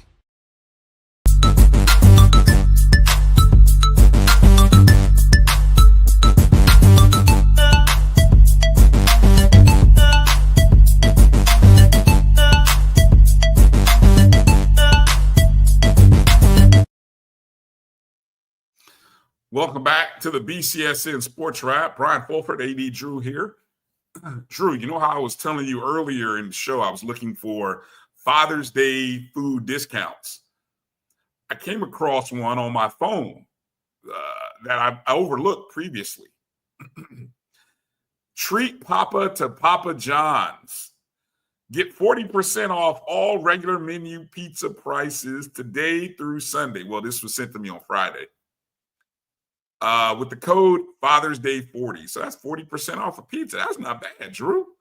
I mean, it only makes sense that Papa John's gives a discount on Father's Day. That's somebody in the marketing department had some sense. That's the best deal I have seen thus far. I might be ordering Papa John's after the show, Drew. But is it only for pizza? Or is it for everything? Wings, damn, pasta, drinks. I just lost it. Damn it. Oh, here it is. Let's see. Regular menu price pizzas. Oh, see, I wouldn't be able to go. I mean, I don't know. You know, you have to sometimes try to order and then and then see what happens. Hey, the only time I order Papa John's is when they have deals. Like I used a teacher discount in the month of May. So that was the last time I ordered Papa John's. I made the mistake of, I wanted to get the wings. I made the mistake. I did the boneless wings. Don't do boneless wings, people. They don't do nothing but piss you off. It's a waste. It's a waste. It's a waste. Okay. Let's get into kind of cleaning up a little bit. The house settlement that we talked about from the other day. Some new things have kind of come out over the past week. There's something coming out every day on this stuff, man. There is. So I don't know. I don't know how. I don't know how far into this we can really go, Drew, with time span. But I'm gonna kind of go. Let's see. I think do you want to move into where compliance tools, the caps, and NIL go? Can we go to that? I do want to bring up one thing. Go ahead. The transfers and the buyout portion. There's a portion that came out about the transfers and buyouts when kids transfer. I think that's just as important, and maybe not as important for understanding how this up to $20.5 million cap is going to go in the first year, Brian. Is this regarding the question and answer, the implementation of the House settlement? Is that what this is related to? Yes. Okay, I saw this too. I highlighted this. I don't know. I must not have sent this to you, but you saw it too. Yes. And I'll give you an example, Brian. Student athlete signs a 2-year deal with a $50,000 bonus for $100,000 per year. So year one, $150,000 would count towards the salary cap, and the benefit cap. That's the word that they use, the benefit cap, not salary cap, the benefit cap. In year two, $100,000 would count towards the benefit cap because it was a $50K bonus and $100K per year. A transfer triggers adjustments. Unpaid amounts drop if never paid, but buyouts by a new school do not count. I think that was one of the biggest things right here. Performance bonus and incentives also initially count, even if unearned later. I think those are some of the key things that came out as what's going to count and not count against your benefits cap. Brian, schools are not only going to have to hire a GM, but they're going to wind up having to hire a capologist also. Yes, you're going to have somebody who understands these numbers. And look, this is what I want to ask you guys who are watching, listening in the chats. How deep into the woods are you willing to get with college athletics on this? Because we have grown up into understanding this from the pro level, right? And I guess we understand that in the pro sports world, look, it's a profession. It's professional sports. And we deal with it. We understand it a little bit. Are you really all in on doing this at your favorite college and university? I'm just real talk. And again, we're only talking certain Division I's. We're not talking all. I mean, so let's bring it to our HBCUs, because come on, Drew, the numbers you just threw out, what HBCU is dropping that kind of money on a player? If we get $100,000 benefit cap, we'll be happy at any of our schools. Yes, and I have had a coach tell me if he could raise $200,000, $250 even, he could do a lot with that. That's Division I. That's a SWAC school. The only thing with that, Brian, and I still go back to this, Brian, until we get to the point where we can fully fund our scholarships and give cost of attendance, we will never be able to play in this NIL space. I don't think people really. I sometimes I hear people, and I'm going to admit, like, I understand cost of attendance, but I don't. It's like when people ask me about APR, like, I understand it, but I don't. You know what I'm saying? So I mean, when you talk cost of attendance is a real life number. Okay, Brian, we'll take our alma mater, Florida A&M University. Okay, it costs X amount of dollars to go there. Tuition, yes, tuition, books, technology fee, athletic fee, all your fees. We're just gonna put it. We're just gonna say $20,000 a year. Okay, for the simplicity of it. Correct. Simplicity, yes. All right. Let's add another $10,000 room and board. Okay. Now you're at $30,000 per year. Okay. Let's add meal plan into that, Brian. So another 5. Well, you get a meal plan there for $5,000 a year, Brian. I don't know. It's been a while since I've been to college. Okay. Let's add another $10,000 in for the meal plan. Man, what are you eating? But go ahead. 19 meals a week, Brian. That's a full meal plan. Again, I'm blowing. Monday through Friday, 3 times a week, and then Saturday and Sunday 2 times a week. 2 times a day. What is that per day? What is that per day? It's 19 meals a week. I don't want to go down the meal plan is 19 meals per week. Okay, I get it. Okay. All right. So now you're at $40K, correct? Yes. Then you have inherent cost of being in that particular city. Mm-hmm. Brian, you and I both know when we got to Tallahassee, there was a little bit of culture shock, at least to some of the prices that I paid for stuff in St. Louis, Missouri, that I paid for in Tallahassee, Florida. Okay. And I'm pretty sure it was the same thing coming from Indianapolis, Indiana to Tallahassee, Florida. Yes, it was.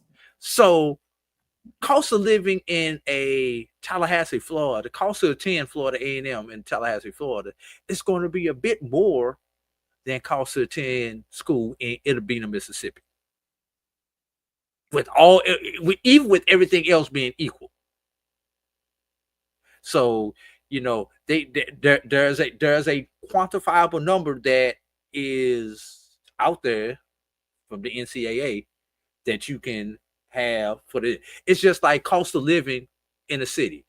Brian, you know good and doggone well, if you make $100,000 in DC or New York, that is not the same $100,000 that you can make in value wise that it would be in Jackson, Mississippi. Right. Gotcha. Okay. So relate that to I'm with you. Keep going. That's what the cost of attendance is. Okay. Right now, if you happen to give out a full scholarship, it usually covers tuition, room, board, possibly meal plan, depending on the school. Okay. There's nothing left over. This is that leftover money. It may be $5,000 a year. It may be $10,000 per year that you can add to that, but it comes out of your athletic budget now. This is not free money. It comes out of your athletic budget. That's what I mean by cost of attendance. But if we can't even give out the $40,000 that it takes per student, per sport, because we don't have scholarship caps anymore, Brian. We have roster limits. Right. So just do that math. $40,000 times 15 players for basketball. Now there's creative accounting that goes on right with that, and we know that, Brian. Like Florida A&M being a state institution, obviously a student in the state of Florida is not going to pay that $20,000 that I had in that example. They may only pay $5,000 because of the in-state discount that they give. We know this thing called out-of-state waivers that you give, which actually goes back on the institution, does not come out of the athletic budget. So there are little different things that you can do from an accounting perspective. But can I just say something, Ryan? All a scholarship is a coupon. It's a discount. You talking about that Papa John's 40% off? All a scholarship is, Brian, is that 40% off that you're talking about at Papa John's. There's still 60% out there that somebody has to come up with. Be it boosters, be it mama, daddy, be it financial aid, whatever. There's still 60% out there that you have to come up with. So we've got to make up that price first before we even get to this NIL stuff. I'm sorry, I went off on a tangent, Brian. No, I have so many questions because I really think nobody has ever done a real economics of college athletics show that I've seen. And look, we're teachers, you and I, right? This is one of those moments where I feel like when we talk about the business of sports, this would be a perfect opportunity. And I'm talking, come with the PowerPoints and everything, to be able to show the finances of how this could work. But again, I go back to my previous question, Drew. How deep into the woods do you, as a fan of college athletics, as a fan of your HBCU, how deep do you really want to go into this? Bryan, I would nerd you out if allowed. I'm all for it. I'm all for it because I think, but our ratings may drop, Bryan. Well, they might drop for a minute, right? But I think people will come back to it. But I'll say this though. What I think it'll expose is, remember that number Doc asked me to give last week? I think that number is going to go down. I said over and under 17.5. I think I'm going to have to move that line down to about 13, 12.5. That was my number. Remember, my number was 50%. Close to 50%. I think I'm going to have to move it down to 13, 12.5. I really do. Because the economics of what you just talked about, we're not there. No way. We're not there.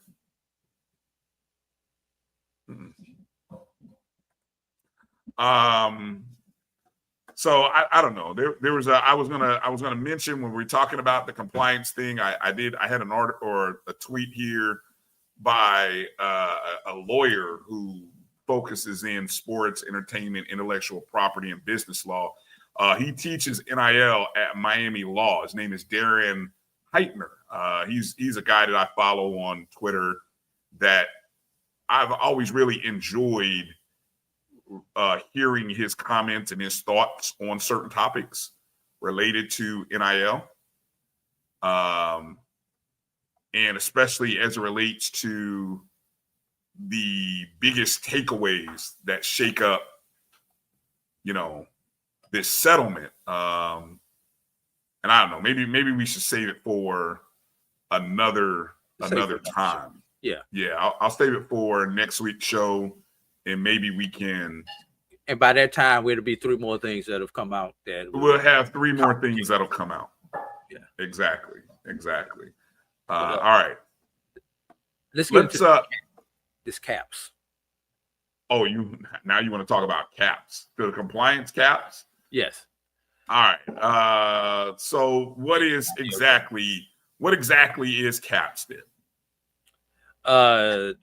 Centralized system where every student athlete's contract must be uploaded. Presidents, the ADs, and the head coach must sign off on it by September 1 annually. It's that simple. It's just a database system. All right. And so, and again, this is all related and surrounding NIL. So again, now you have this clearinghouse, for lack of a better word, called NIL Go, correct? Correct. And that's the thing that's run by the Deloitte. I'm about to say Deloitte and Touche back in our day. But that's where I always is that what they are now? It used to be Deloitte Touche, now it's just Deloitte. Is it the same company? Yes. Okay, that's what I thought, but I always see Deloitte, and I'm always saying, what happened to Touche? But anyway, go ahead.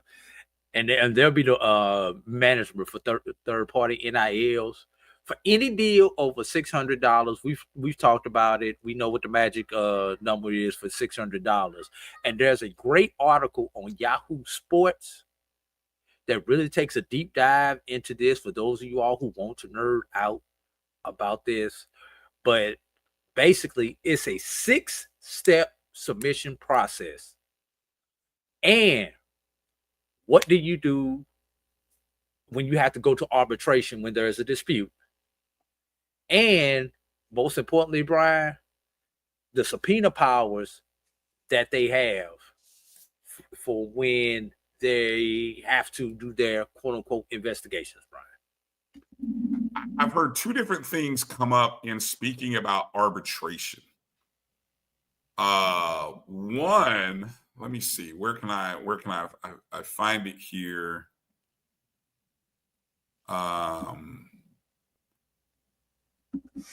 Where is it at? It talked about arbitration. Okay.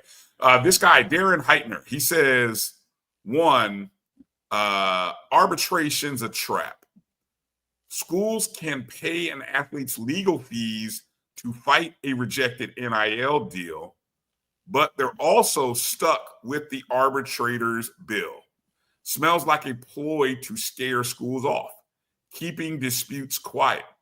And subpoena power, good luck enforcing that.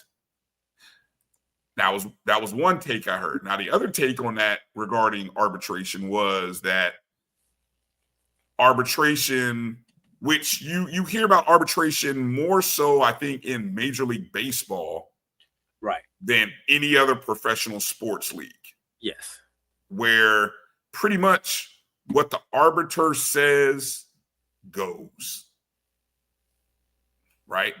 And so that being the case, if this arbitration deal is in place, so let's say they reject, if you're going to get $2,000, which is over the $600 limit, you're going to get $2,000 from an auto mechanic shop, and they reject it, you could go to arbitration for it.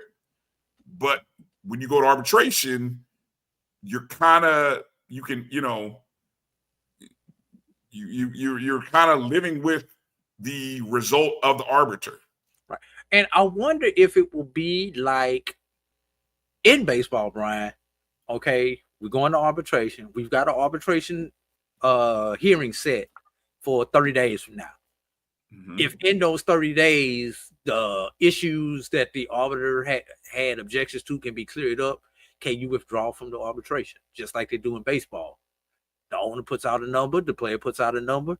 A lot of times they settle on that number before the arbitration hearing. But just like in baseball, whatever that arbiter says, that's what that player's salary is. Right. But rarely do you see it go to the net. Like, rarely do you get an appeal, because most of the time, if I'm not mistaken, Drew, when there's an appeal, usually if you try to take it to appeal, you got to show some sort of, really circumstantial or some circumstances that really show maybe a bias. I don't know, but usually the judge or the appeals judge, the appellate court is what it's called, is going to side with the arbiter because that's what you agreed on. But Drew, do the players, they didn't sign a collective bargaining. So who's agreeing? Are the players agreeing to this deal? There's a lawyer somewhere that's going to get paid to bring that question to a court. That's a legitimate question. That's why this was the tweet that I read came from a lawyer, right? So, and I'm not even reading the tweet, but just you asking that question that way, there's a lawyer somewhere that's going to get their 33 asking the same thing. Right. Ask Lawrence's question: can players get any postseason money? Put that up there. Can players get any postseason money? According to, and this is not absolute, but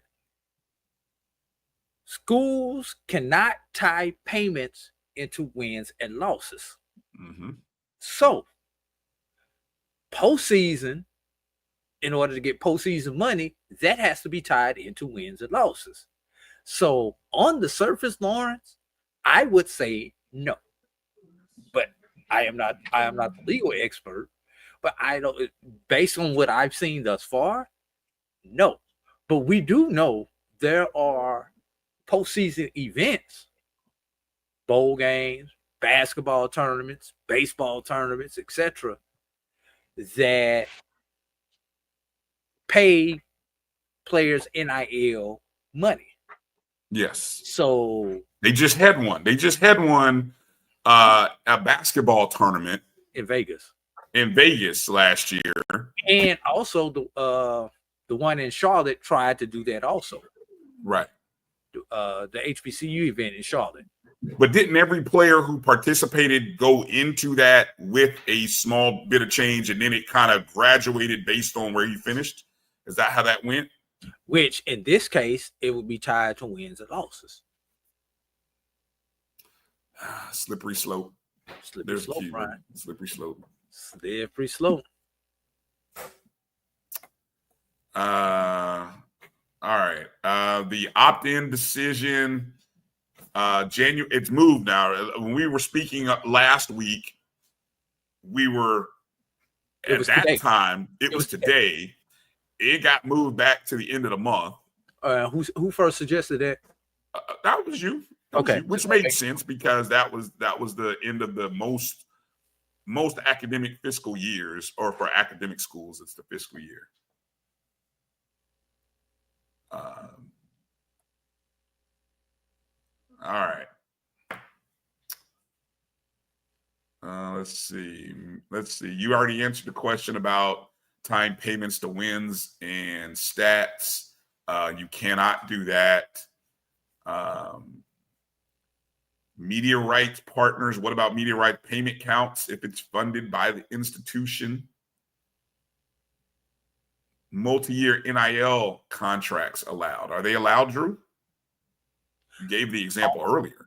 Only as much as the player has eligibility remaining, which we know that's a whole other fight right there on how much eligibility they have remaining.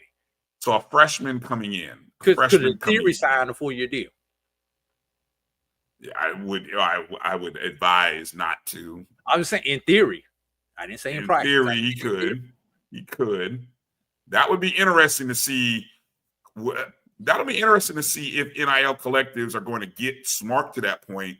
Are they going to maybe push freshmen into 2-year or 3-year deals to try to say, well, we don't want you here for just one. We want you here for at least 2 years. And then the question is, what would be the clause? What are the clauses? How can you get out of that deal? Because you can get out of any deal. Yeah. Do you have to pay back a certain amount of money that you were giving up front? Yeah. Yes, it's already said that. Okay. Yeah. But somebody's going to negotiate that in the contract. So, Brian, we just take the Carlos Brown contract and adjust it for players. I love it. Good stuff. What about going over the cap, Brian?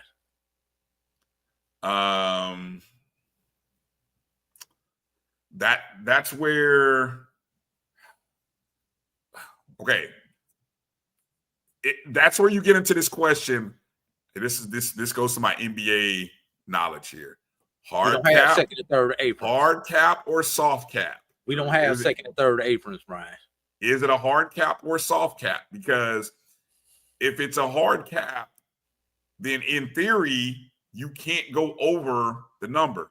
But you know and I know, I don't believe that there's going to be a hard cap. I believe there's going to be probably a soft cap, which means if you go over, you can play, or you will be charged penalties, which thus means, just like in baseball, Drew, the teams that have the bread can pay for the penalties, i.e. the tax. Brian, there are not going to be a lot of teams able to pay for these penalties. If we're seeing schools like Michigan cut sports because of this, the University of Alabama potentially cutting sports because of this, and those are the power of the power two of the powers of the power two. If they're cutting sports, Brian, you're not going to see a whole lot of people getting over that number. And you probably will see a whole lot of people even floating close to that number, Brian. Not initially. And Brian, this is not in our notes, but it makes me want to think about this. 3 years ago, the ACC extended to California. Interesting. Mm-hmm. We had our reservations. Interesting thought. The Big Ten going from New Jersey to Los Angeles. Interesting. And so forth and so on with these conferences. Right now, Brian, of the Power Four conferences, the SEC is probably in the best position because they maintained. Maintain what? They maintained their membership. They did not expand crazy and became a global conference. Nationwide conference. Right. For football, Brian, University of Miami going to Los Angeles or Washington or wherever, to Colorado or California, because that's where Stanford and Cal are part of the ACC now, right? That's not that bad for football. For every other sport, though, Brian, because it's a once a week sport. Okay. For every other sport, though, it's 80 people, though, Drew. I mean that's significant, though. But Brian, they flying all they sports anyway. All right. They flying to Boston to play. They flying to Boston to play Boston College. Just a different direction. But anyway, let me get back to this.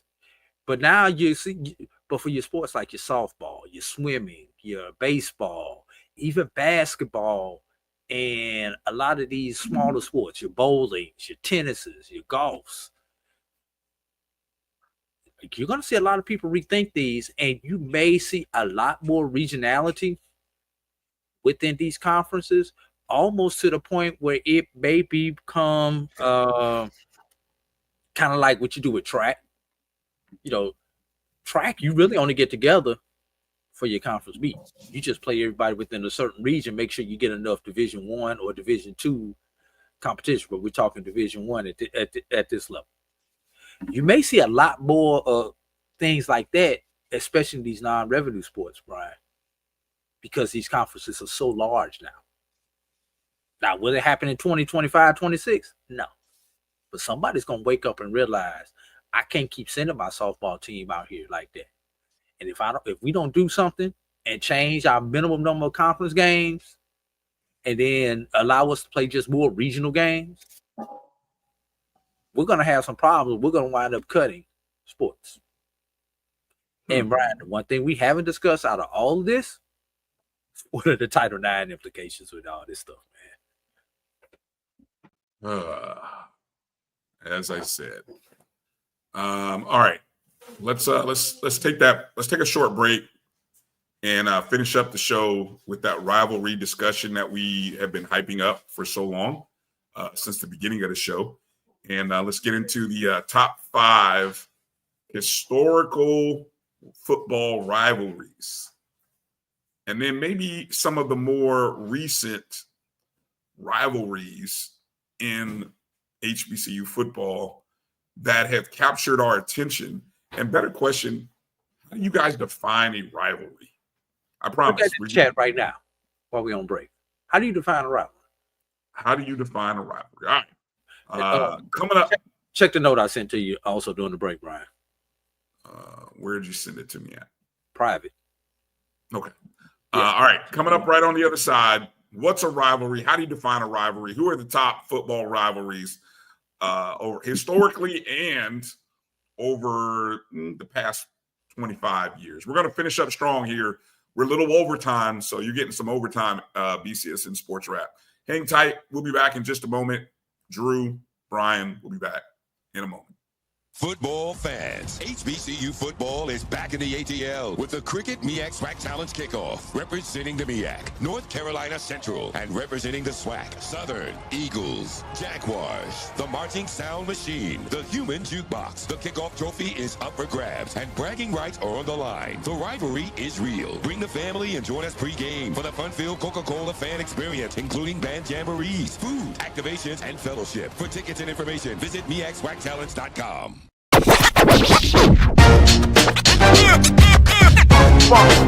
It's like a loot machine. Going around town, trying to get down.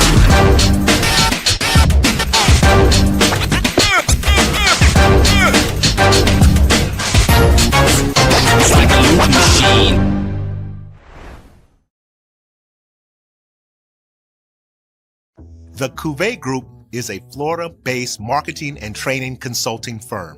We help businesses communicate to their target audience and engage them in conversation.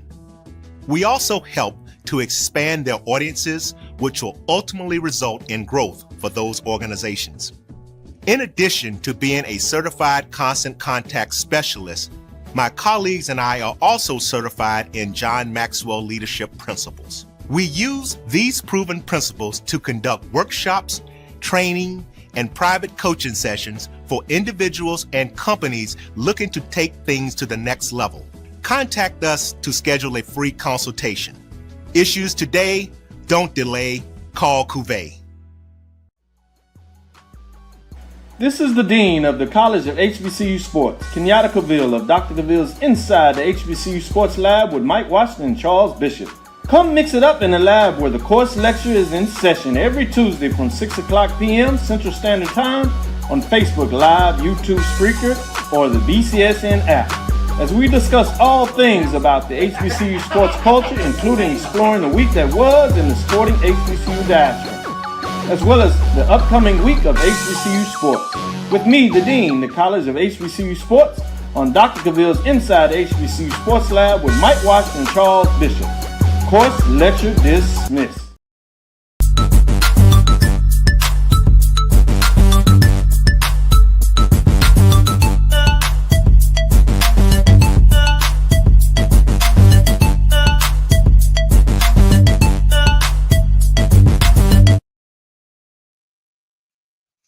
All right, welcome back to the BCSN SportsWrap. Bryan and Drew here.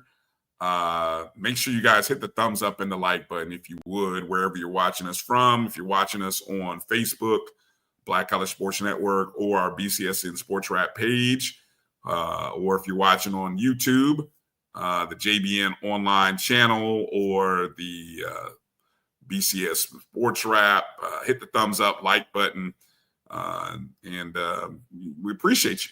There you go.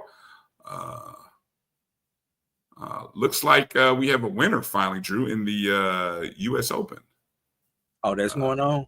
You know, yeah, that's going on. JJ, so my sports attention span is kind of going out the window. JJ Spawn, who, if I'm not mistaken, is the guy who was the leader after day one.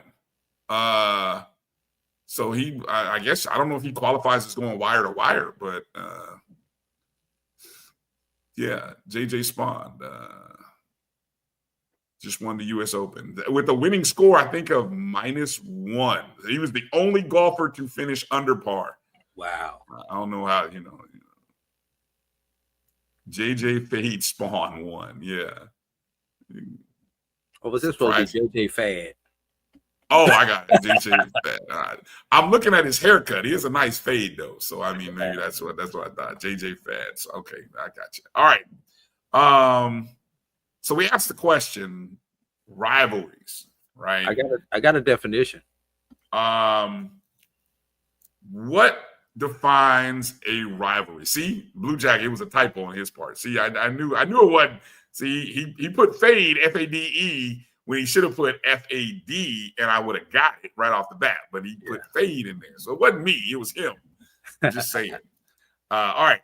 So from electrifying matchups, I mean, obviously we can go more recent, post-COVID, right? We can also look into the past 25 years, since we are 25 years since the turn of the century, or we can go from a more historical perspective. What do you define as a rivalry, Drew? Well, let me give you what Google defines. Oh, you Googled it. I want to hear your version first. Go ahead. Give me your Google version. In sports, a rivalry is an intense, ongoing competition between two teams or athletes, often characterized by strong emotion, history, and a sense of animosity. Rivalries can stem from various factors, including proximity, historical encounters, shared championships, and even cultural or social differences.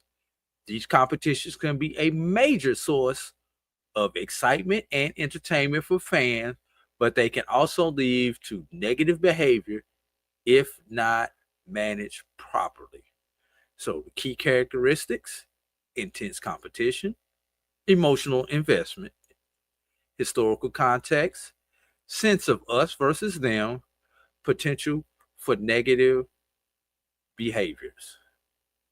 So those are some of the things that you want to look at. Look, Bryan,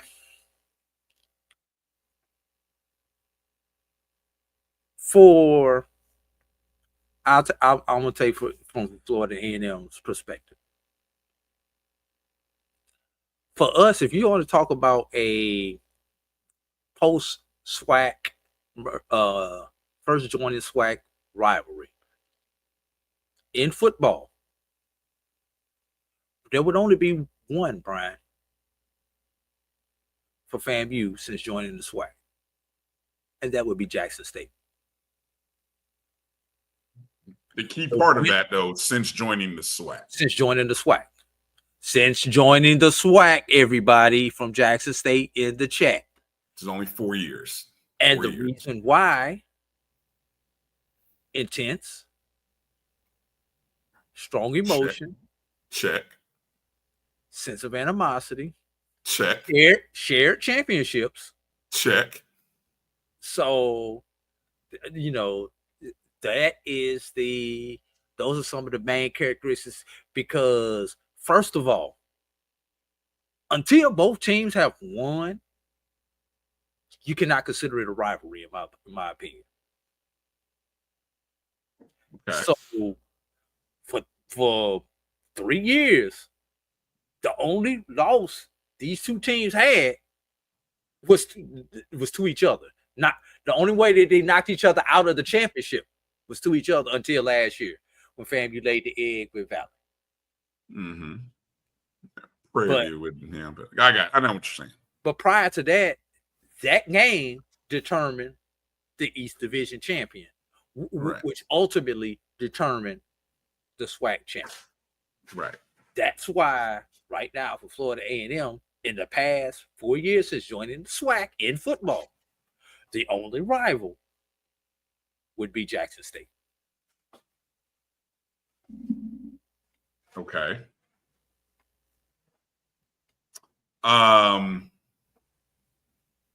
To start off with the current. Well, I like everything that you said. I like everything that you said about what a rivalry is. And I think to have a rivalry, right,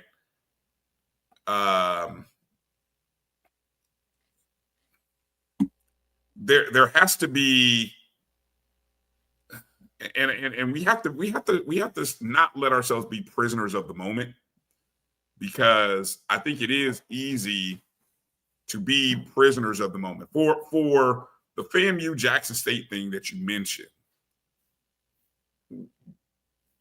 that is a new thing. I say we're talking the last since joining the SWAC. That's why I'm justifying right now. But I want to get back in the terms of just saying what a rivalry is, right? The historical presence of the rivalry, I love that definition, because I really think, despite some lopsided series, the fact that when you play somebody for a long period of time, that's where the animosity builds up, right? When you play somebody for nearly a century, right? Which is fine, but that's not how I define it in this sense. I can get to those, but I was just going over the last since joining the SWAC. I'm just saying that I think there's so many different ways to look at a rivalry, and so I think we all have to be open to being able to look at rivalries from different angles, from right in front of our face to being, 50 or 25, 50, or nearly 100 years away, right? I think we all have to be open to that. And I'll go so far as, how many real rivals can you have?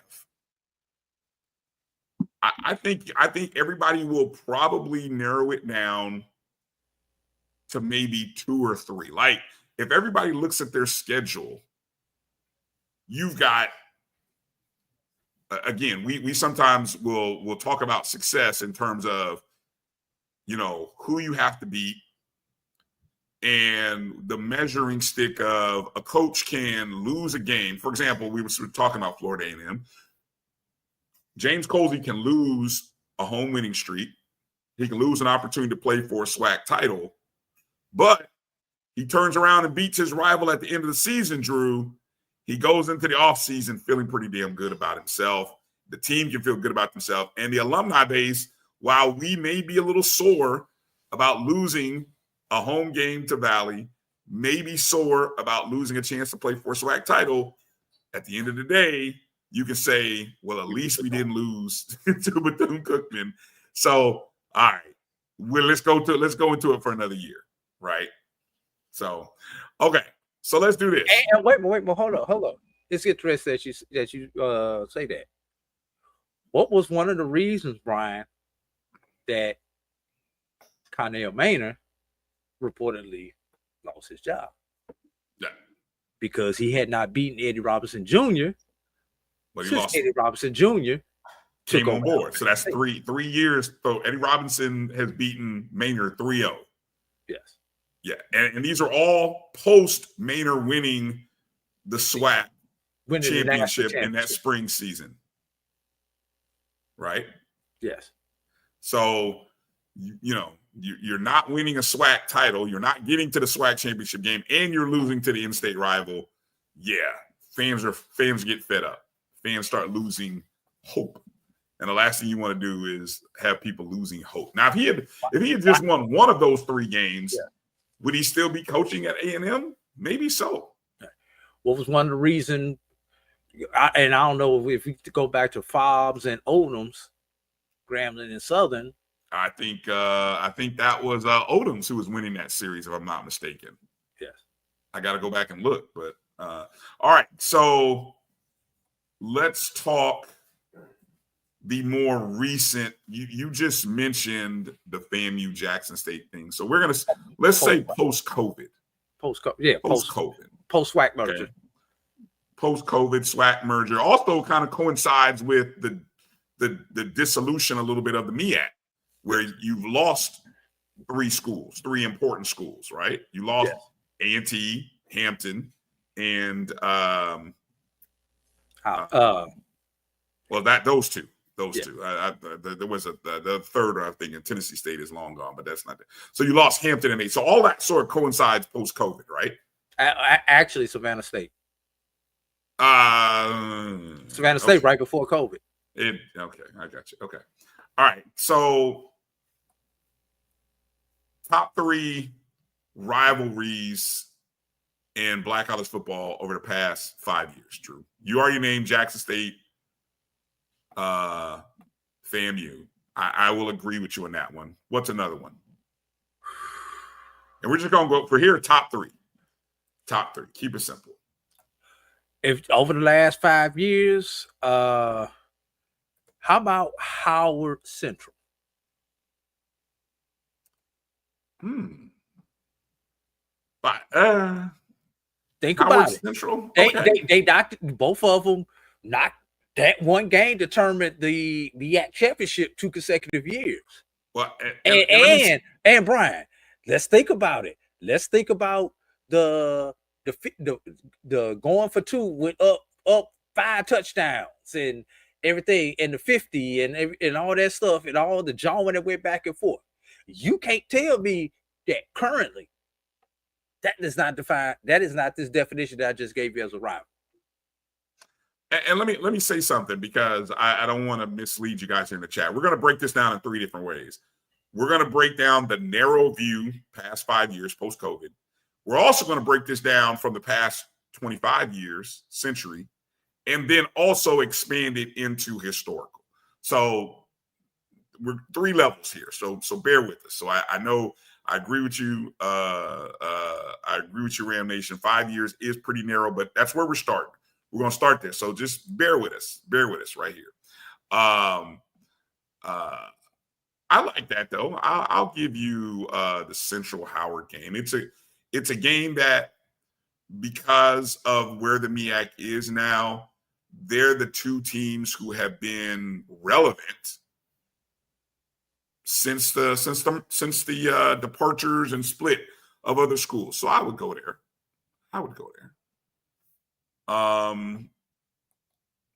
Who else? And this doesn't have to be just Division I. Oh well, I was gonna give you a possible D2. Okay. To consider.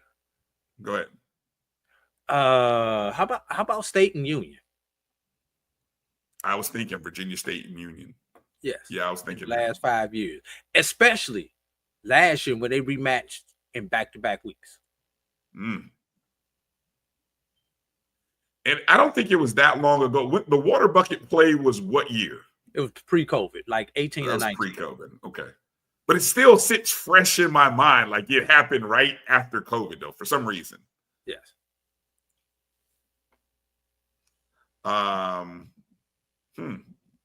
Those would be my three that I would go with in most recent in the last 5 years. Steve said, State and Union love each other. How about the Miles versus Tuskegee thing? I know we were trying to narrow it to post-COVID, but that almost has but even post-COVID, let's think about that. Post-COVID. Okay. Ruffin whoops up on Slater, and then comes and takes Slater's job the next year.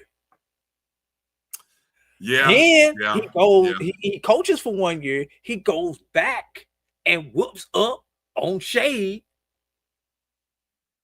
to the school he used to work at to come for.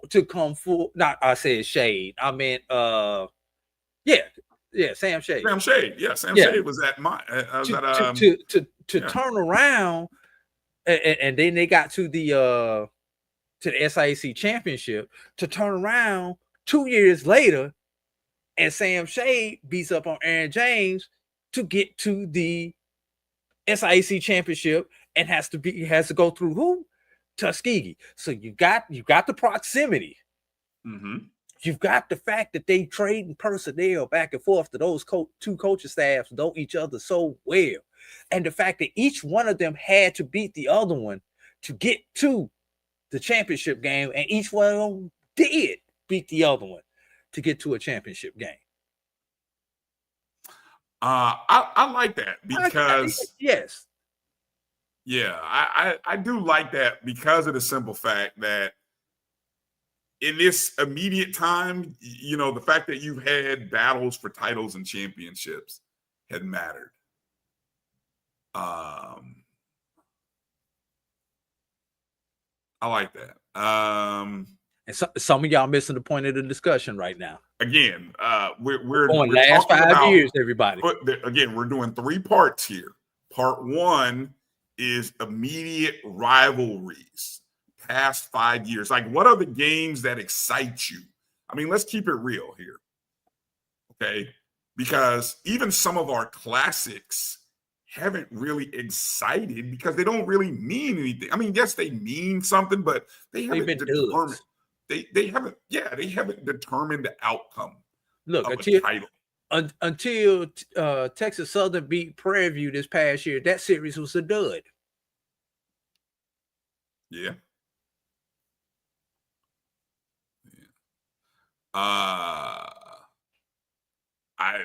Johnny disagrees. Johnny disagrees that Central and last 5 years. Howard, Johnny, there's 3 parts. Last 5 years. We appreciate the donation, Johnny. We appreciate the donation. We're talking 5-year short time span. Part 1 is the short immediacy, and I know we're just talking the past 3 of the 5 years. But let's be honest. Is there any game in the MEAC that we are more interested in right now? I mean, yes, we're sort of interested in Delaware State versus Norfolk State, but the only reason we're interested in that is because we're really just trying to gauge where Jackson and Vic are as coaches.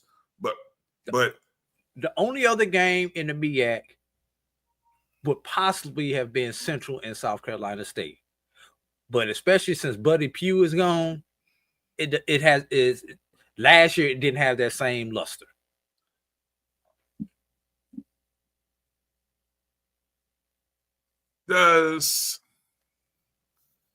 And the fact that Central has dominated A&T, the last few years, A&T's been really bad. Is why you cannot put them in this discussion.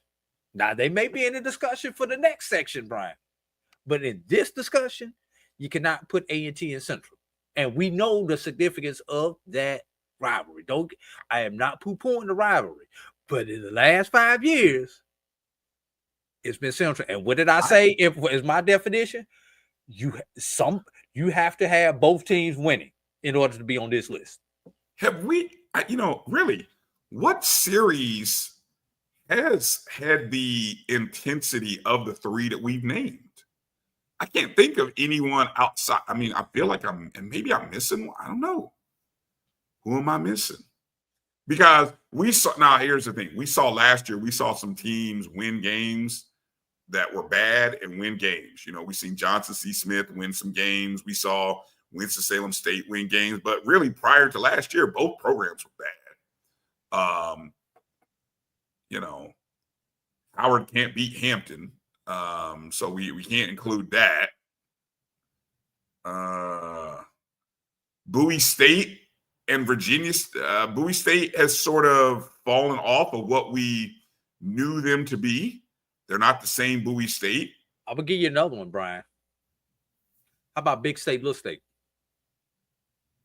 Because Little State is Big State, Little State. Help me out here. I'm drawing a blank. Norfolk and Virginia State, and the fact that Virginia State has beaten Norfolk a couple of times. Not a couple of times. Only beat them once. I thought they beat them twice in the last few years. No, I think it was a close game. I'm sorry, I got it backwards. Man. Steve said Virginia State is Big State. See, they are. Yeah. Even though Virginia State is a Division II school and Norfolk State is the Division I school, it's kind of ironic. I think it was a close game. Yeah, Norfolk State won, but it was a close game. Right, but considering that rivalry already, and then the fact that in theory, the D2 beat the D1. All right. Big State beat Little State. It's just something to put on the list. Okay, I don't know. I'm not buying. Brian, remember what I said? You got to have a victory on both sides. You got to have a victory on both sides. You got a victory on both sides. But see, he says 2017. That Virginia State win happened in 23. It was recent. Yeah, Virginia State beat Norfolk State in 23, not just 17. I do agree with this. Or you have to be a football historian to kind of understand that. Until Alabama State beats Jackson State, they can't go on my list, Chip. Yes, exactly. I mean, we can have all the post-game commentary, which is great, but Alabama State hadn't beaten Jackson State since the COVID year when they flashed up the must be the money picture of Dion. They haven't beat them since.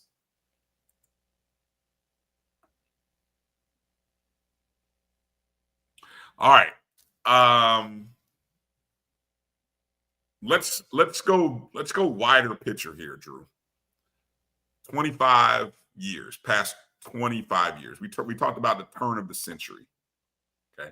Now, this is where I think some of you guys are because this is right in our wheelhouse. Like for a lot of you, this is like probably right post-graduation. Yes. For a lot of our viewers, this is like you were either in college or you had graduated college. So we're talking the past 25 years. Rivalries, right, that have blossomed and have actually meant something over the past 25 years. Let's kind of go back and forth with this one. I think I can say, and I feel confident in saying, North Carolina A&T versus South Carolina State is a rivalry over the past 25 years that, even though, yes, it may not be intense over the last couple of years, it has its merits, it has its volume. Let me kind of pull up I was gonna pull up the history. You have it. Pull up what you have. I want to see what I can pull up here quickly. According to where is SWAC? Okay, you said. Oh, no, I'm sorry. Yeah. So for South Carolina State, now this is good. South Carolina State, North Carolina A&T, right? And I mentioned over the past, 25 years, right? You had a period of time when, South Carolina State and A&T were running the MEAC,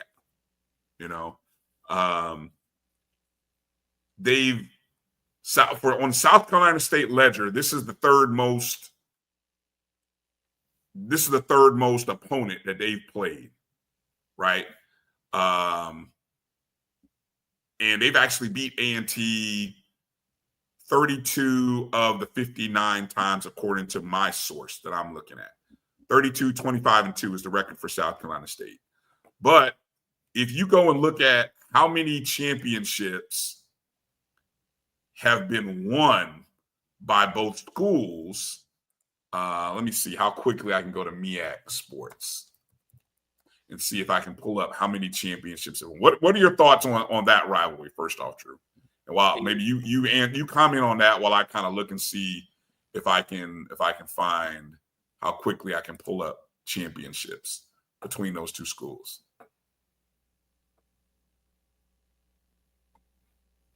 Did I lose you? No, I was just, you said 59 meetings, 32, 25, and 2. Yeah.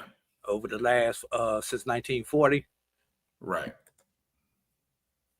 You are correct. And A&T has owned the rivalry, but yes, it has been there, Brian.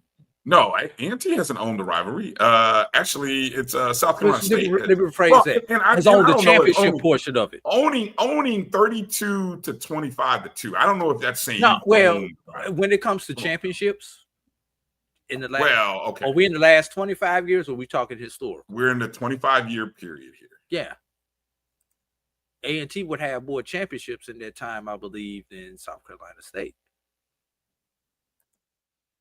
My source that I'm trying to pull up is running slow, so I apologize. I was trying to see how quickly I could pull up.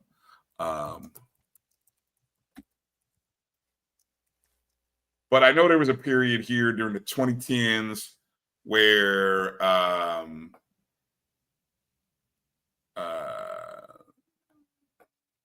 the 2010s and even in the early 2020s, you had some good games that were rival. Obviously, you had the Buddy Pugh era. You had the Broadway era, which led to the Sam Washington era. So, you had all of that in there. Hold on, I finally got the doggone thing pulled up here, and I can tell you about the championships here. I think I can tell you.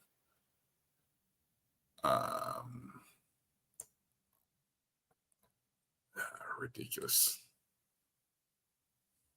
Statistical data. All right. I don't know if I can pull. Let me see. I don't know. Hold on if I can pull it up here, Drew. This is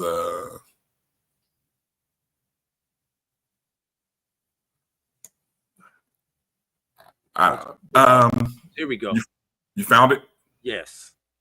All right. Tell me what you got. We're going since the year 2000. Right. Don't forget, in the 2000s, you had, and again, we're talking the South Carolina State, North Carolina A&T.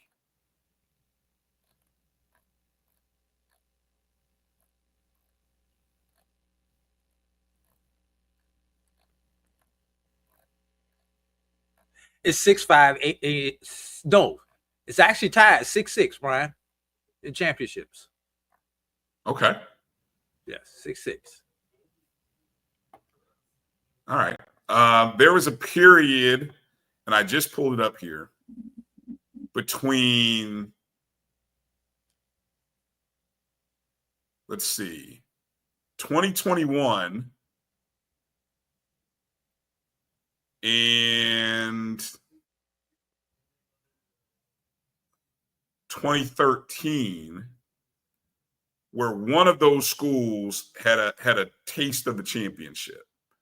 Actually, I can go even further back and go back to 2008. Nope. No. Significantly, you said it was 6-6? Yes. Championships each. All right. I'm just looking at something that has all right. Well, I'll take your word on it. It looks like they're because those 6, the last 6 were probably more A&T over the more recent period of time, and the first 6 was probably more Central. And then, of course, you know how we do in the SIAC, we do a lot of codes. So, since 2013, A&T or South Carolina State has won the championship every year. Yes, you are correct, except for, and yeah, Brian, we can even, all the way out to 21 every year except for 2015 when Bethune won. I'm sorry, when 2016 when Central won. That would be the only time one of those two schools did not win at least a share of the MEAC championship. Okay. Now, the history including Brian, including in 2019 when the two teams shared the MEAC championship. Of course, they shared it because it's the MEAC. But A&T went to the Celebration Bowl. All right, go with another one here. Let's go with another one, Drew. Quickly here. Well, Brian, you got to throw the Bayou in there. Definitely. Past 25 years, definitely. How many championships were decided because or at least of the the Bayou Classic? Or at least the division portion of it. Well, yeah, the division. How many? Yeah, exactly. So that point, you're saying division titles, which would have been the West Division between Southern and Grambling. How many times did Southern and Grambling play in a SWAC championship between that time period? But I also think the significance of the past 25 years, right, could also be summarized by the fact, Drew, that you've had a strong attendance, 60,000 plus practically every year. You've had television, major network television before. I mean, we talked about how historic last year was for HBCU football, but there was a time period where the only big time game that you would get was the Southern Grambling game. That was your marquee classic, right? Because it was on NBC. Right. Brian, since 1997, only 7 times have Grambling nor Southern come out of the West. And that 7 times is probably the Alcorn State years. No, Alcorn was in the East. Alcorn was in the East. I'll give you those years. Since you don't have to give me the year. But go ahead. I'm just messing. Go ahead. I'll give them to you. First time was 2006 when UAPB won the West. Oh, wow. Jesus. Next time, 2009, Prairie View won the West. 2010, Texas Southern won the West but vacated the West. 2012, the when UAPB won the West. Skip all the way to the spring season, Brian, when UAPB won the West. And then in 21 and 23, where Prairie View won the West.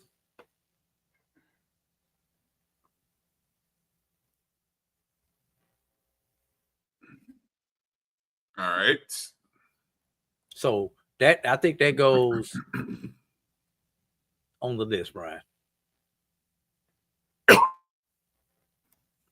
Let me see what the guys in the chat rooms have come up with here. Past 25 years.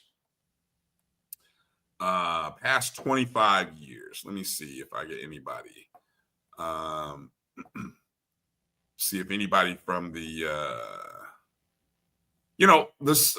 I mean, I would definitely say over the 25 years, Southern Jackson State. I would include that in the past 25-year discussion easily. The boombox. I mean, how do you not? And that not only game, but the band component, I think, adds to that game. And still does. It's one of the games that ESPN always looks to feature when they can, right? Right. I will just say over the 25 years, Drew, I will have to include the Bethune-FAMU Florida Classic from two different vantage points here. One, next to the Bayou, there was a period of time when the second or maybe even the top classic was the Florida Classic, where they were drawing 60, upwards of close to 70,000 at the Florida Classic. When it moved from Tampa to Orlando, there was a big growth period for that event. And then combine the years where FAMU had a strong win. There have been two different periods. Like over the past 25 years, and I'm just 25 years, that series is probably more 50-50 than it has ever been in any other iteration. I mean, look, the series has been over 75 years. The first 50 years was dominated by Florida A&M. Right. But the past 25, it's actually been pretty even. But the problem with that, including a decade where Bethune-Cookman won that thing for 9 straight years. That's what I was going to say. That's the big thing. That's the last 20 plus years. That thing has been very cyclical, where one team dominates for a run, and then the other team dominates for a run. There rarely been that back and forth for multiple years.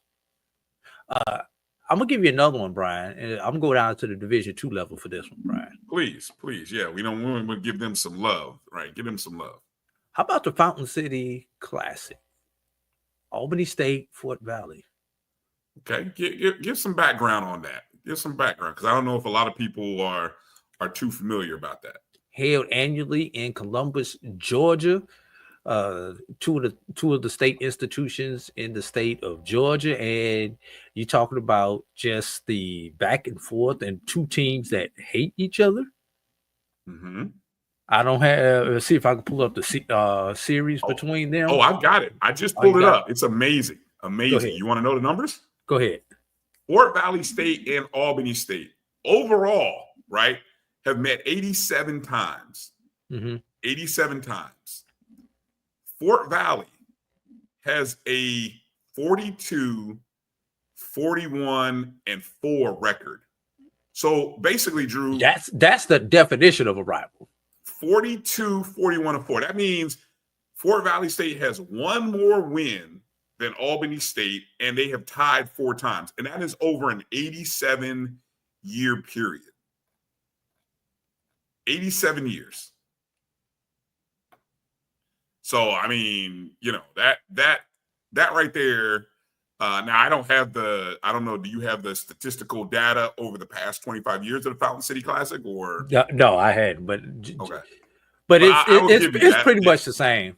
No. I mean, when you can do 42, 40, I don't know if now that I think about it, Drew, we've been scouring through a lot of these matchups and series that I haven't come across anybody that's that close. 42, 41, and 4. I mean, damn, that's basically a coin flip every year. Yes.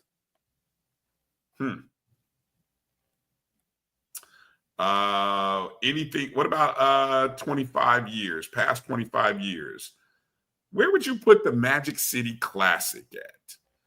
Past 25 years, held in Legion Field, the largest HBCU Classic in Alabama. It has strongly drawn plus 55,000 almost every year, upwards of 60,000. It is, again, when people have talked about the most large or the largest attended classics, you have the Bayou, Magic City, Florida Classic. Usually those three, and maybe every now and then, let me see, what else might jump in there?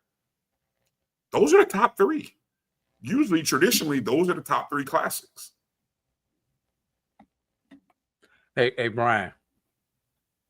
I think I found one that competes with what you're talking about, Brian. Over the past 25 years, or just what? Overall. Okay. How about Magic City Classic? 41, 42, and 3. In favor of Alabama A&M. Alabama A&M was a one-game lead. Wow. That's practically the same then. I mean, 40, yeah, so it's practically the same. So, okay, then there you go. There you go. I think that would qualify then as a past 25-year rivalry. What else? Any other rivalries? Let's see. Just kind of going through the. I heard a couple. I see a couple of people mention Alcorn and Jackson State. Definitely. Proximity. The Soul Bowl, Capital City Classic, as it's known. Here's my question about that rivalry.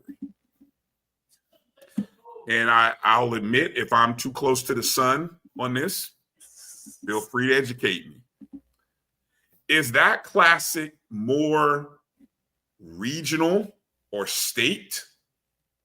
Or is it something that captures national attention? Like,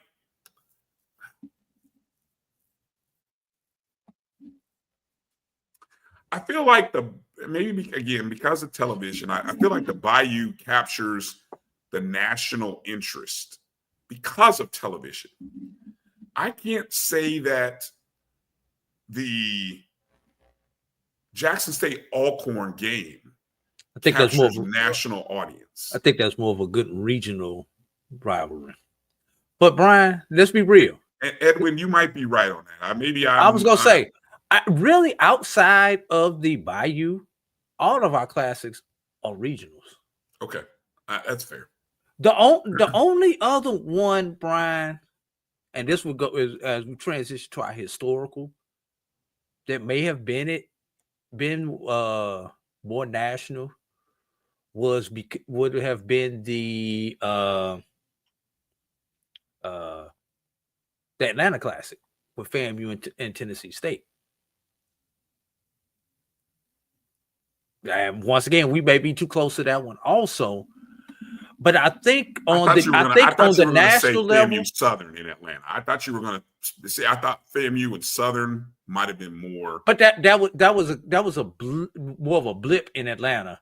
Whereas that when Tennessee State they had some great games. They had some great games. What I mean, a blip was it wasn't as sustained as FAMU Tennessee State. FAMU Tennessee. Well, I could give you FAMU Southern because they had the history. Then they moved it to Atlanta. So if you take the totality of it, then you may be right.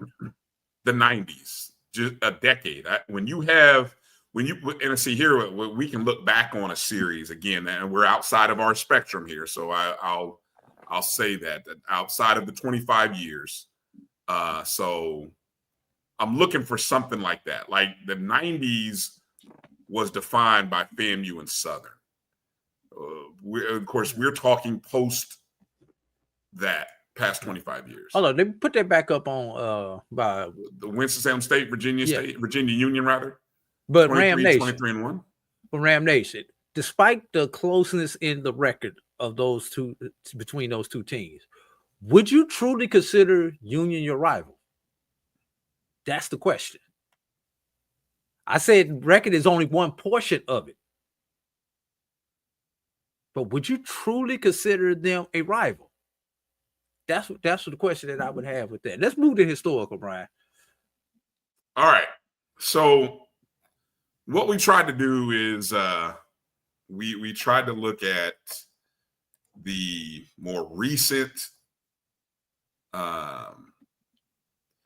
know what we didn't have on? We didn't talk about A&T and Central.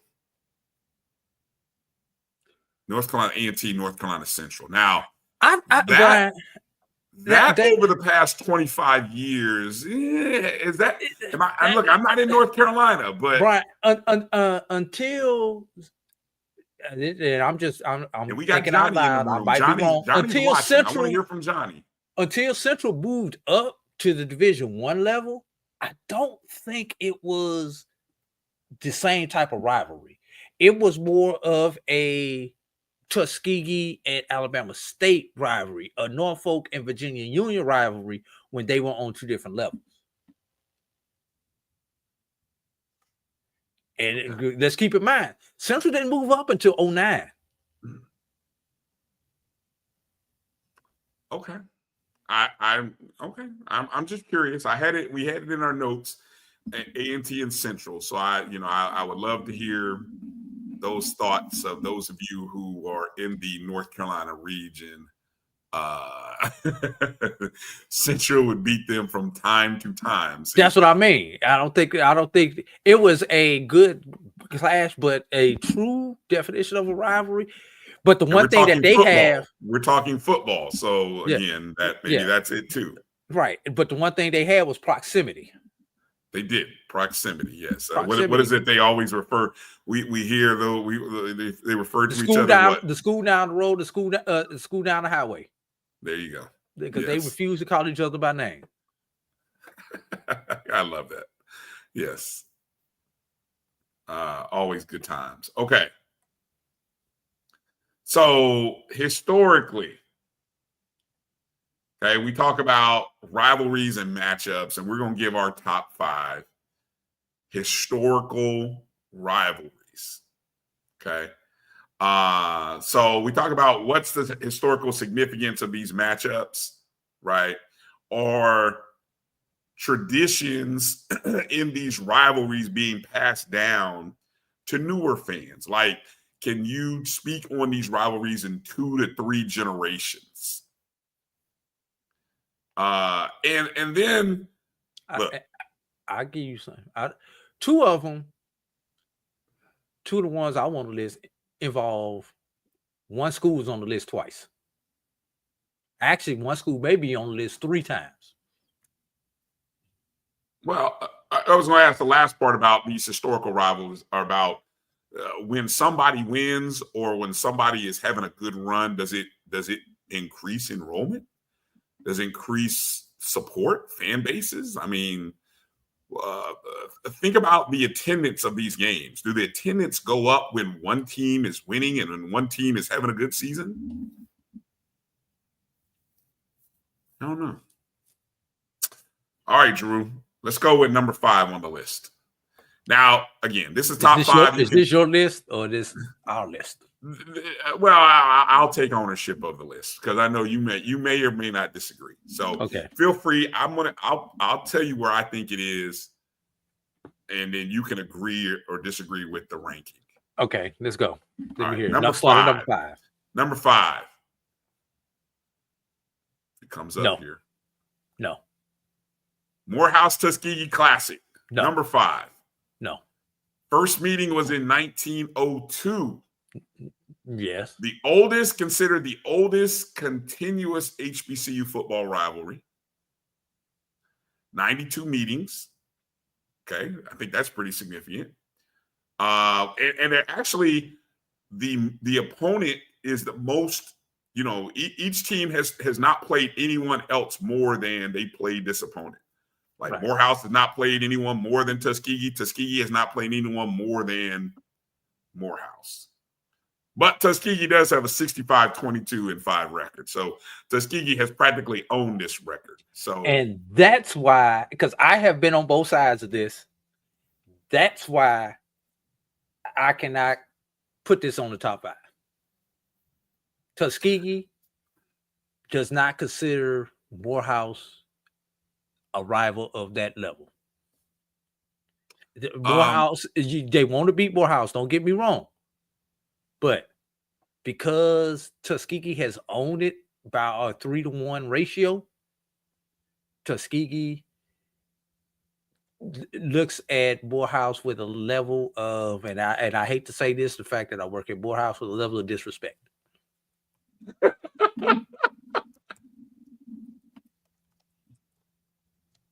I keep it real, even though I work for the other one. I try to keep it real. Let's go to number 4. I'm gonna replace. That's the one I'm gonna replace. Well, how about this question here by Ram Nation?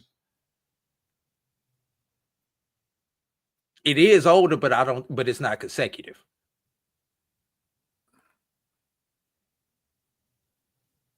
All right. Because that was the first HBCU football game. Right. So it does get that distinction of being the first. Right. Definitely. Okay. But it doesn't have the consecutive portion. Consecutive like this portion. One does. So I'm leaning in a little bit on the consecutive portion. All right. Here you go. This one might be controversial.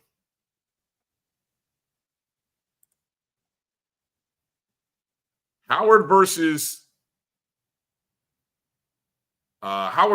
Hampton. First meeting, 1908. Now, overrated. They have met 90. Now, according to my research, they have met 99 times heading into this season, which this season would mark the 100th game between these two schools. Now, granted, over the past 25 years, this has been all Hampton. So this is why I affectionately call the Bison Howard, and I lose the H when these two teams play. What was the Biddle College? You might even need to go with that, because Hampton has owned the somebody H. theological school. That's what something. Yeah. Howard was. Yeah. Hampton has owned this series over the past. Hampton's on an 8-game winning streak. They even had a period from 97 to 2010 where they won 14 consecutive years. So, I mean, that's 20. Let me see. 14. That's how many? 14 plus 8. That's 22 of the past 26 years have been dominated by Hampton. Look, I can't help her out on this. She knows she hates me around this time because she was like, why do I keep calling it Howard? And I keep saying because they own your H. So I mean, so it is what it is. Okay. Let me move away from this one. Overrated, so many people say. All right, let's go to number 3. You don't add this in your top 5, Drew, huh? Let me see what the other 3 are. All right, number 3. The Florida Classic. Now, this one, Florida A&M and Bethune-Cookman have been playing since 1925. It is, I believe, each school's, if it's not, it's one of the top 2 or 3 opponents, if not number 1. I know it is number 1 for FAMU, and I think it might be number 1 for Bethune. I'm just checking here real quick. It is. So for both schools, it is the rival that they've played. Obviously, we understand both schools are in Central A&T over FAMU, but really? You would come on now, stop it. I think the attendance has been interesting. The numbers, the attendance for a period of time, again, as mentioned, over the since the move from Tampa to Orlando, it's moved. The attendance has been in the 50,000 up to close to 70,000. It is not a rival in terms of closeness, in terms of wins. Overall, FAMU has won 54 of the 75 meetings. So that's 2/3 of the meetings have been won by FAMU. Again, but over the past 25 years, a little bit different story. Drew, is this in your top 5? Possibly. Okay. Number 2. The Turkey Day Classic between Tuskegee and Alabama State. First meeting in 1924.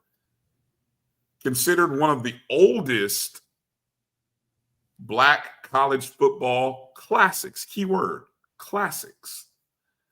Held on Thanksgiving Day. Now, I think what's interesting about this is you had a period from the very first meeting up until 1971 that these two teams met, right? So that whatever that consecutive streak was, I think that was close to 50 some odd years or close to it, maybe just a little shy of 50, where these two teams met. And obviously you had a break in 71. They picked up again from 72 to 86. Tuskegee has a 46-37-1 winning record. It's worse than that, Brian. You missing? Oh, is it? You missing the first 20 years of that rivalry in that number that you gave. But Tuskegee does own that rivalry. Okay. Still. And it's at least a decade and a half before Alabama State can catch them. Despite the fact I think Alabama State has won 4 or 5 in a row. Yes, I think more recently they have won, but yeah. All right, so that's number 2. Again, we're in the historical portion of the rivalry debate here, so you guys don't freak out here. I know, we remember we started right in front of our face last 4 or 5 years, then we moved to 25 years since the turn of the century, and then we went historical. So number 1, and I think Adrian is kind of on to it right there. Number 1, Bayou Classic, Grambling Southern.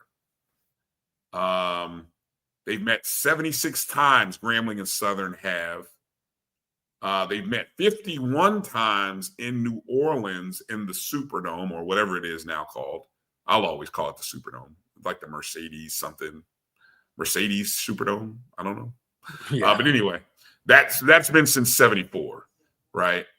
Where they've met there. But obviously, the national television draw is significant, and why this ranks as number 1, because you have seen this more on national television than any of the other classics. And so that is a major distinction that we had growing up. We didn't get it, national television pictured and captured rivalries that we still hold on to today. Auburn, Alabama, Florida, Florida State, Michigan, Ohio State. National television brought Grambling Southern into the spotlight of a Michigan, Ohio State, right? It brought us into that era, and it familiarized many folks with classics. So all the other classics we've mentioned, like, they've had great histories, they still do, but they never. And maybe I'd love to be able to know, and I don't know if there's ever been a documentary, what was it that drew NBC to this classic, Grambling Southern? I would love to know that. But anyway, so there's the top 5, Drew. There's my top 5. Again, number 1, there it is, Grambling Southern. Number 2, Tuskegee, Alabama State. Number 3, Bethune, FAMU. Number 4, Howard, Hampton. And number 5 was the Morehouse Tuskegee Classic. Again, that's historical classics. Right. Let me give you some food for thought, Brian. Right. Some of your listeners are probably going to argue with and put on the list that need to be under consideration. How about Southern Jackson State? Okay.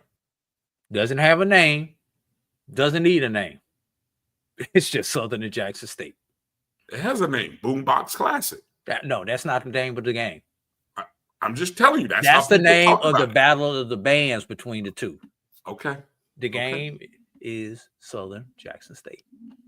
All right. I'm gonna keep Southern on the list for another one.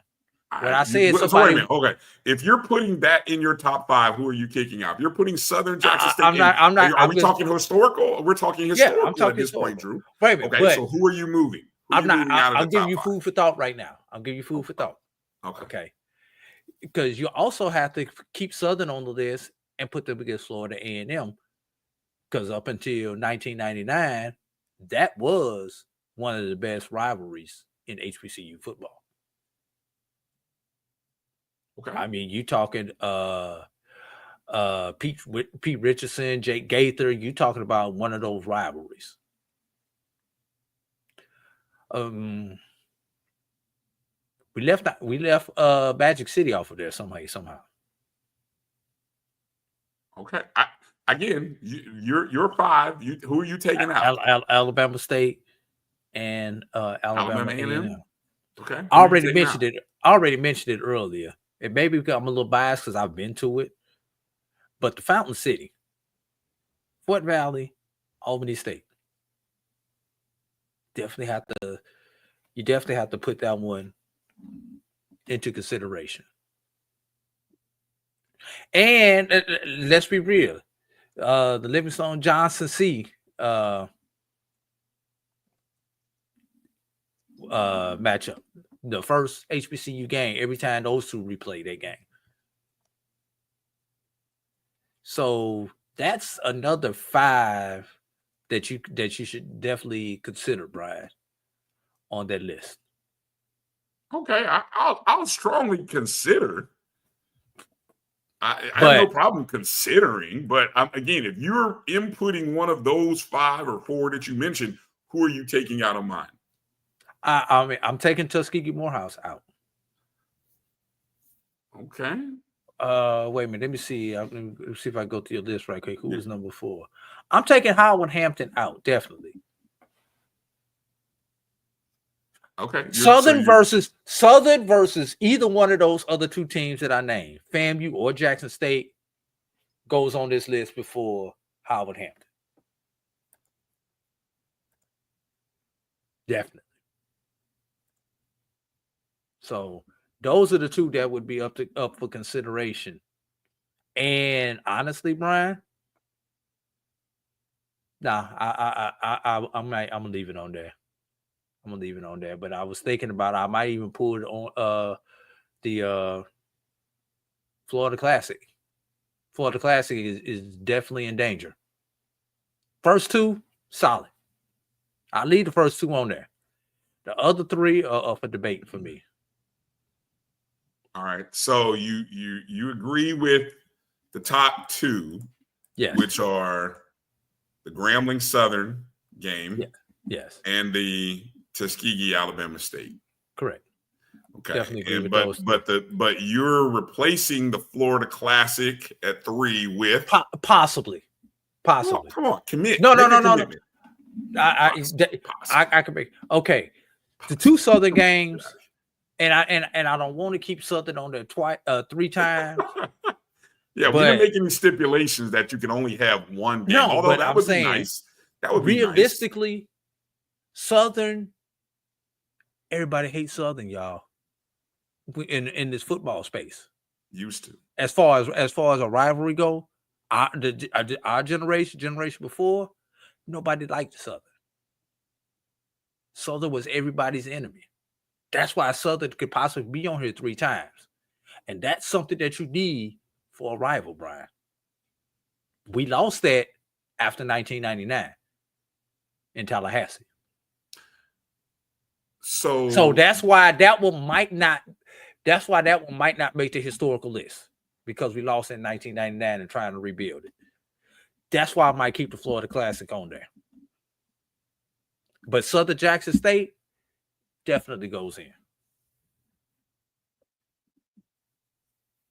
All right. So if you leave the Florida Classic in, and I get it, you know, I'm putting Magic City and Southern Jackson State in, but I dropped Florida Classic down to 5. Okay, so you drop in Florida Classic to 5. You insert Southern Jackson State, and you add in the Magic City Classic. Magic City, yes. Okay. I like it. I can't. I'm not going to argue with you. I mean, it's a good list. I appreciate you putting in replacements. Now, if you could only put one school into this list and you could only have one Southern matchup, which would you want? The Grambling or the Jackson State?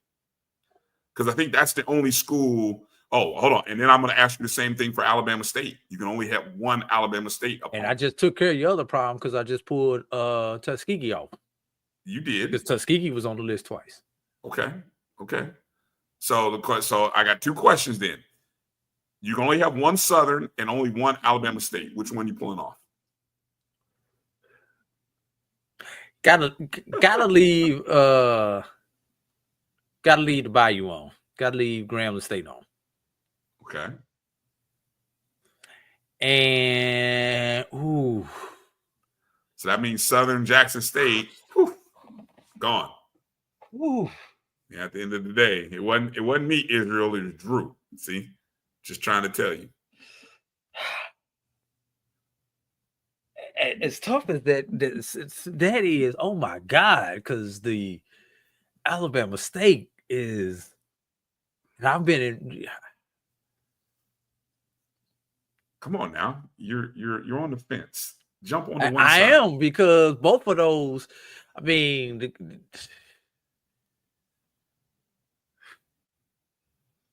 I leave Magic City on right now because Tuskegee, Alabama State currently is not what it's been historically. So I'm going because it has sustained the Magic City. I got to leave them on the list and remove Turkey Day.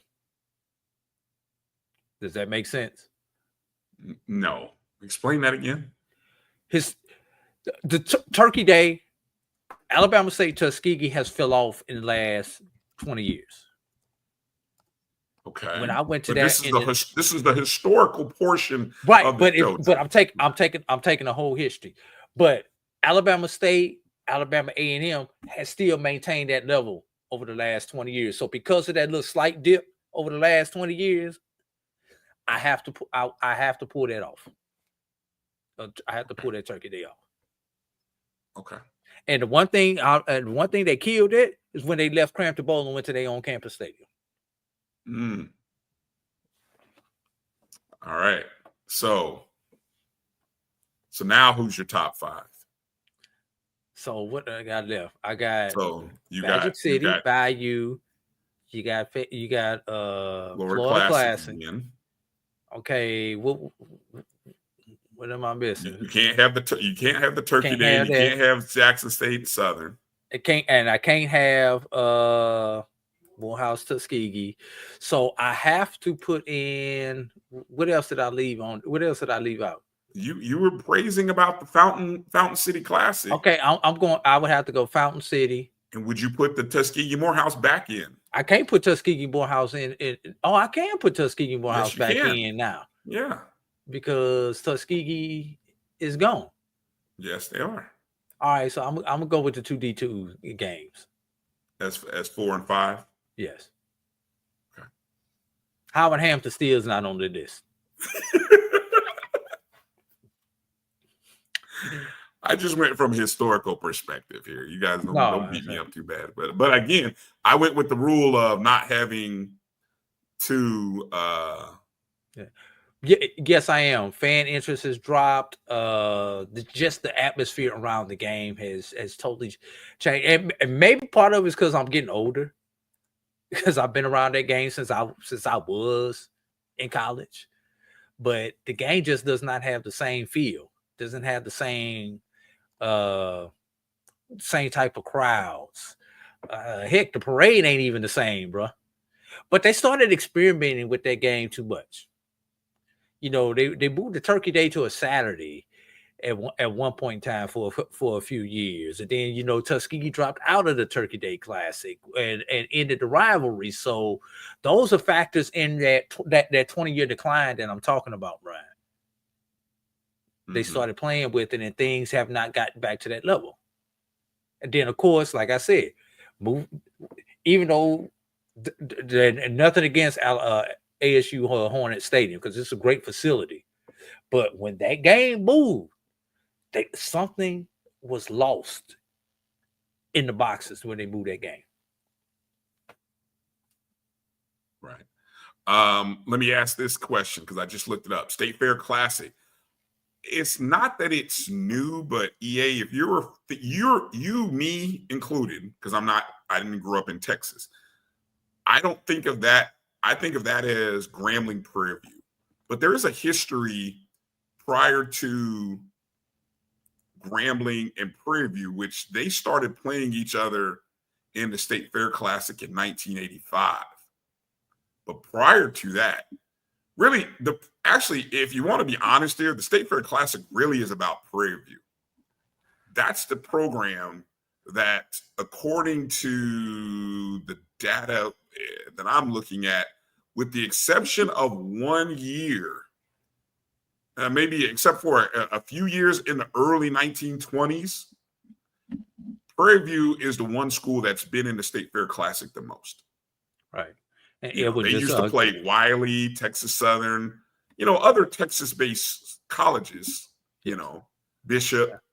It wasn't until 85 that they took on Grambling.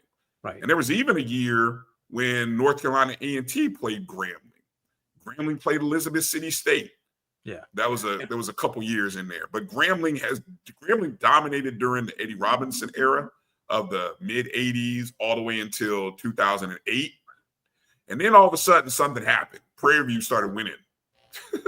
Well, Grambling dominated because Prairie View didn't have no doggone scholarships for about 10 years. Yeah, there's some like shutout win. I mean, there's some wins in here where Grambling beat Prairie View like 49-0, 66-0, 64-0. I mean, games weren't even close. That was during the non-scholarship days. Is that what that was? Okay. Yes. And then somehow in 2009, Prairie View beat them 35-32. In 2009. That's when they started having scholarships again. And that's when Charles McClellan was athletic director. Oh, okay. Look at you teaching some history. Yeah. Yeah. Here it is. Right.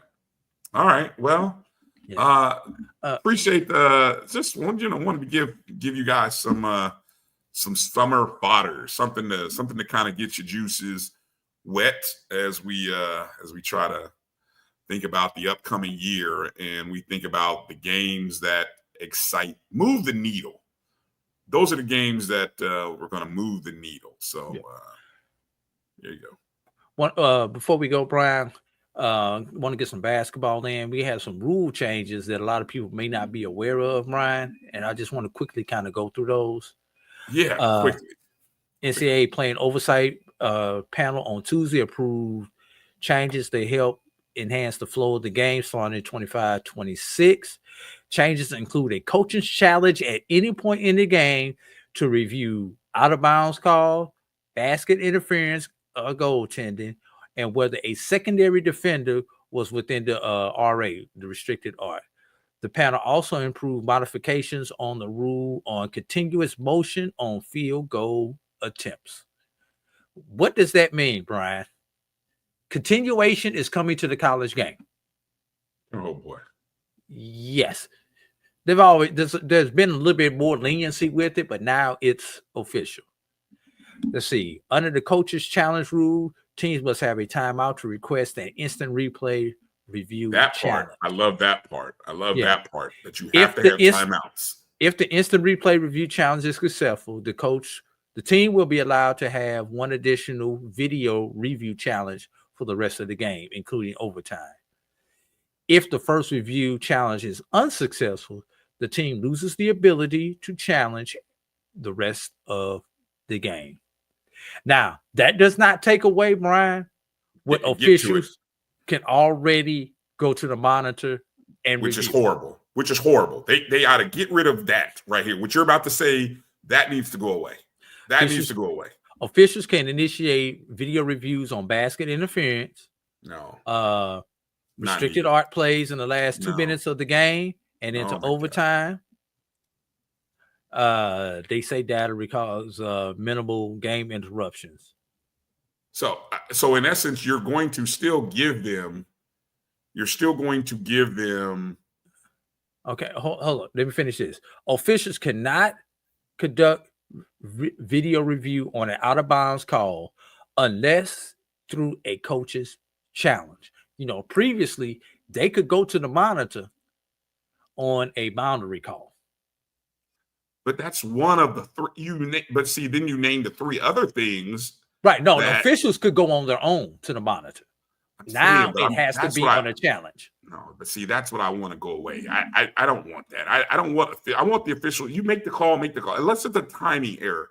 But even that is suspect because, sometimes I feel like the officials go to the video.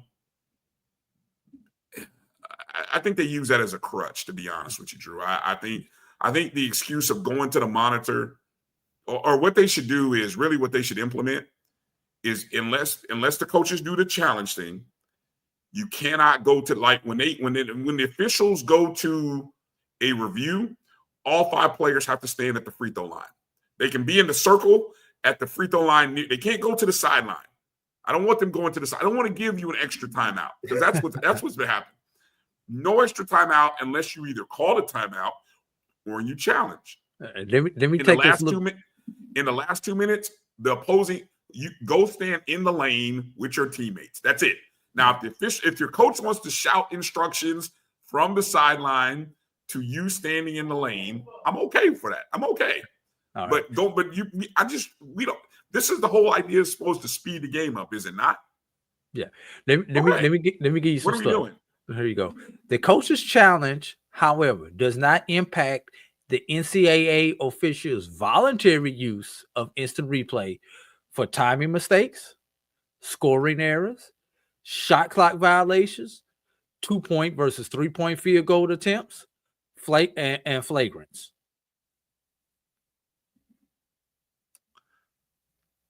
No. Do I look? Sure. Me as the coach, yes, but I'm talking about for the good of the game.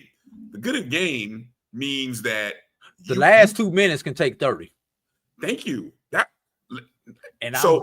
been on the replay. I've ran replay for some games.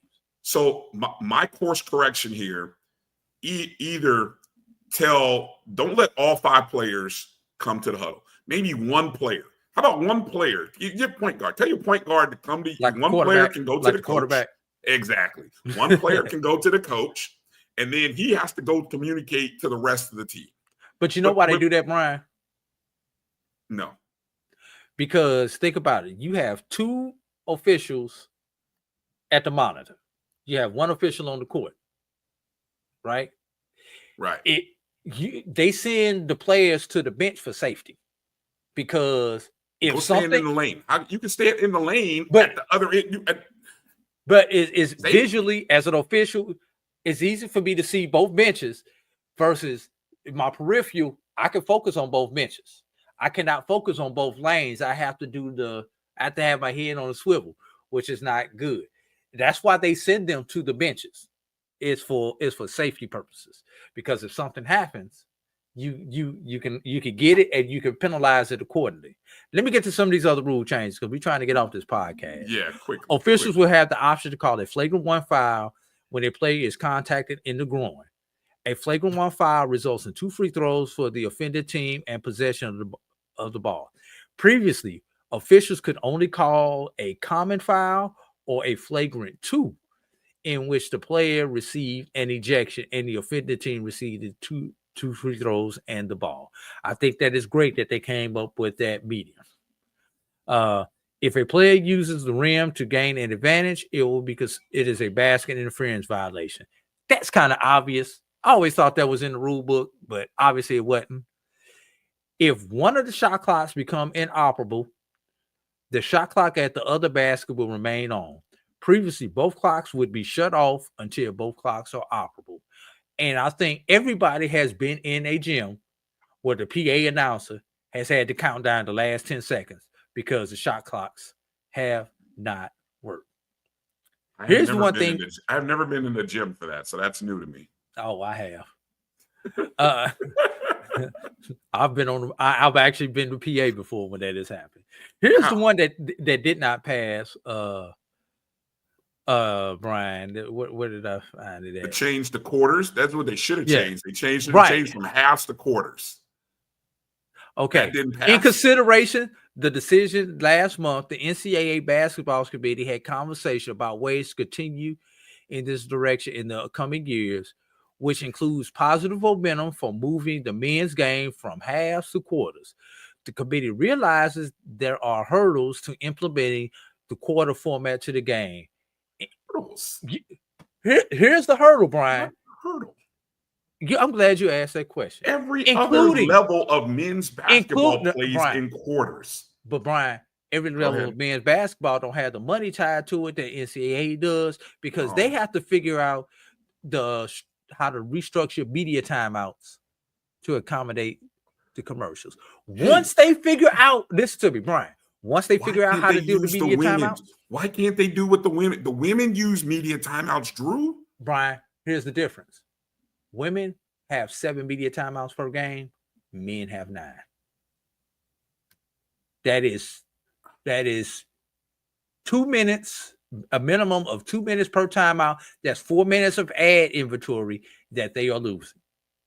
They have to figure out a way to put those additional 2 timeouts, one in the first half, one in the second half, and maintain the flow of the game. Once they figure that out, Brian, it's over. How long are media timeouts, Drew? Usually a minimum. It depends on it. If it's a regular contest with just like school media, they're a minute and 15 seconds. If it's a national broadcast, media timeouts are anywhere from 2 to 3 minutes. 2 to 2.5 minutes. So we're talking. So I'm doing math here. Take the 2 minutes. We'll call it 2 minutes. Slice it up and put it in those other minutes. So now the other timeouts, instead of them being a minute and a half or 2 minutes, now they're 2:30. Or, I mean, you have 3-minute timeouts in football. You can do a 2.5-minute timeout for a media timeout in basketball. This is not hard to do. If that's the only excuse, that's bull. Because all you can do is because it's 2. The difference between what women have is 7, men have 9. All you have to do is take those 2, slice them up, and distribute them into the other 7. Drew, it's not hard. It's not hard. It sounds simple, but them folks want their timeout. Oh my God. Because Brian, the thing is, if you add those minutes, that's more time for people to turn away. So that's why they're structured the way they are. They have to figure out how to chop it up. Right now, for those who don't know, in a women's game, a media timeout occurs the first dead ball under the 5-minute mark in every quarter, unless a team calls a timeout before the 5-minute mark, and that becomes the media timeout. So if you think about it, you got a timeout at 5, quarter break, timeout at 5. Those are your first half media timeouts. In the second half, first call timeout by either team, timeout under 5, quarter break, timeout under 5 in the fourth quarter. Those are your 7 media timeouts. Men's basketball, we know timeouts occur first dead ball every 4 minutes. So at the 16, 12, 8, and 4-minute mark. In both halves, plus in the second half, the first call timeout by either team turns into a media timeout. Therefore, your 9 timeouts. And if you chop it into 10 minutes, Brian, men's timeout would be at the 4 and the 2 at the first quarter. You know, it's kind of tough. Nobody wants a timeout with 2 minutes left in the first quarter, Brian. So they've got to figure out how to strategically chop up those timeouts. I don't see. It's ridiculous. Okay. You have a model. It's not like they're, I know it's 2 extra timeouts, Drew, but again, 2 extra timeouts is really 4 extra minutes that needs to be divvied up over 7 other breaks. What's going to wind up happening with this, Brian, especially with the money involved in this, they will actually add another timeout probably into this, or 2. You may go something like the 7 and the 3-minute mark, 6 and 3-minute mark of each quarter, 6 and 3, 6 and 3, which is fine in the first half. That still gives you your 4 in the first half. That actually gives you 5 in the first half because you got your quarter break also. So that would give you 5 in the first half. Same thing in the second half. And then possibly your first call timeout. I could see them actually adding in additional timeouts to try to accommodate this and making the game longer. Instead of moving the game forward or going backwards, Drew. It's going backwards. It's all about ad. I know. That's exactly what I'm saying. All about the money, and that's a shame. That's a shame. Yeah. Let's pick up the show and get out of here, man. All right. I want to thank everybody for hanging in with us tonight. We appreciate you. We love you. We respect you. Do us a favor. Make sure you're following us on all of our platforms. You see at the top of the screen on Twitter, Instagram, Facebook, and on YouTube. More importantly, what you don't see on there that I need you guys to go follow is the BCSN Pod Zone everywhere that you listen to podcasts. That's Spotify, Amazon Music, iHeartRadio, Google, and Apple Podcasts. Go check us out. Make sure to download, rate, review, subscribe, and share the streams with your friends and family. Hopefully all of you had a great Father's Day. It's a little late for me to hit Papa John's up, but I think I got something in the fridge I can throw in an air fryer. But want to thank everybody. Hit the thumbs up and the like button on your way out the door. Thanks for hanging in there with us tonight. Appreciate all of your comments and your interactions in the chat room. That's going to do it for tonight. Let's have a great week, everybody. For AD Drew. SWAC meetings this week. Pay attention for some news. Ooh, yeah. Pay attention to some news, especially maybe regarding house settlement news. Yeah, I'm interested to see what they do with the basketball schedule. All right. Oh, and so football media days. We know three conferences have their football media days already planned. SWAC, SIC, the MEAC. Just waiting on that other conference, waiting on the CIAA to tell us what they're going to do. Yeah, I'll just leave it at that. That's going to do it for tonight. For AD Drew, I'm Brian Fulford. We look forward to seeing you next Sunday, 6 o'clock Eastern, 5 Central, right here on the Black College Sports Network. Peace out, everybody. Travel light, everybody. Mahalo.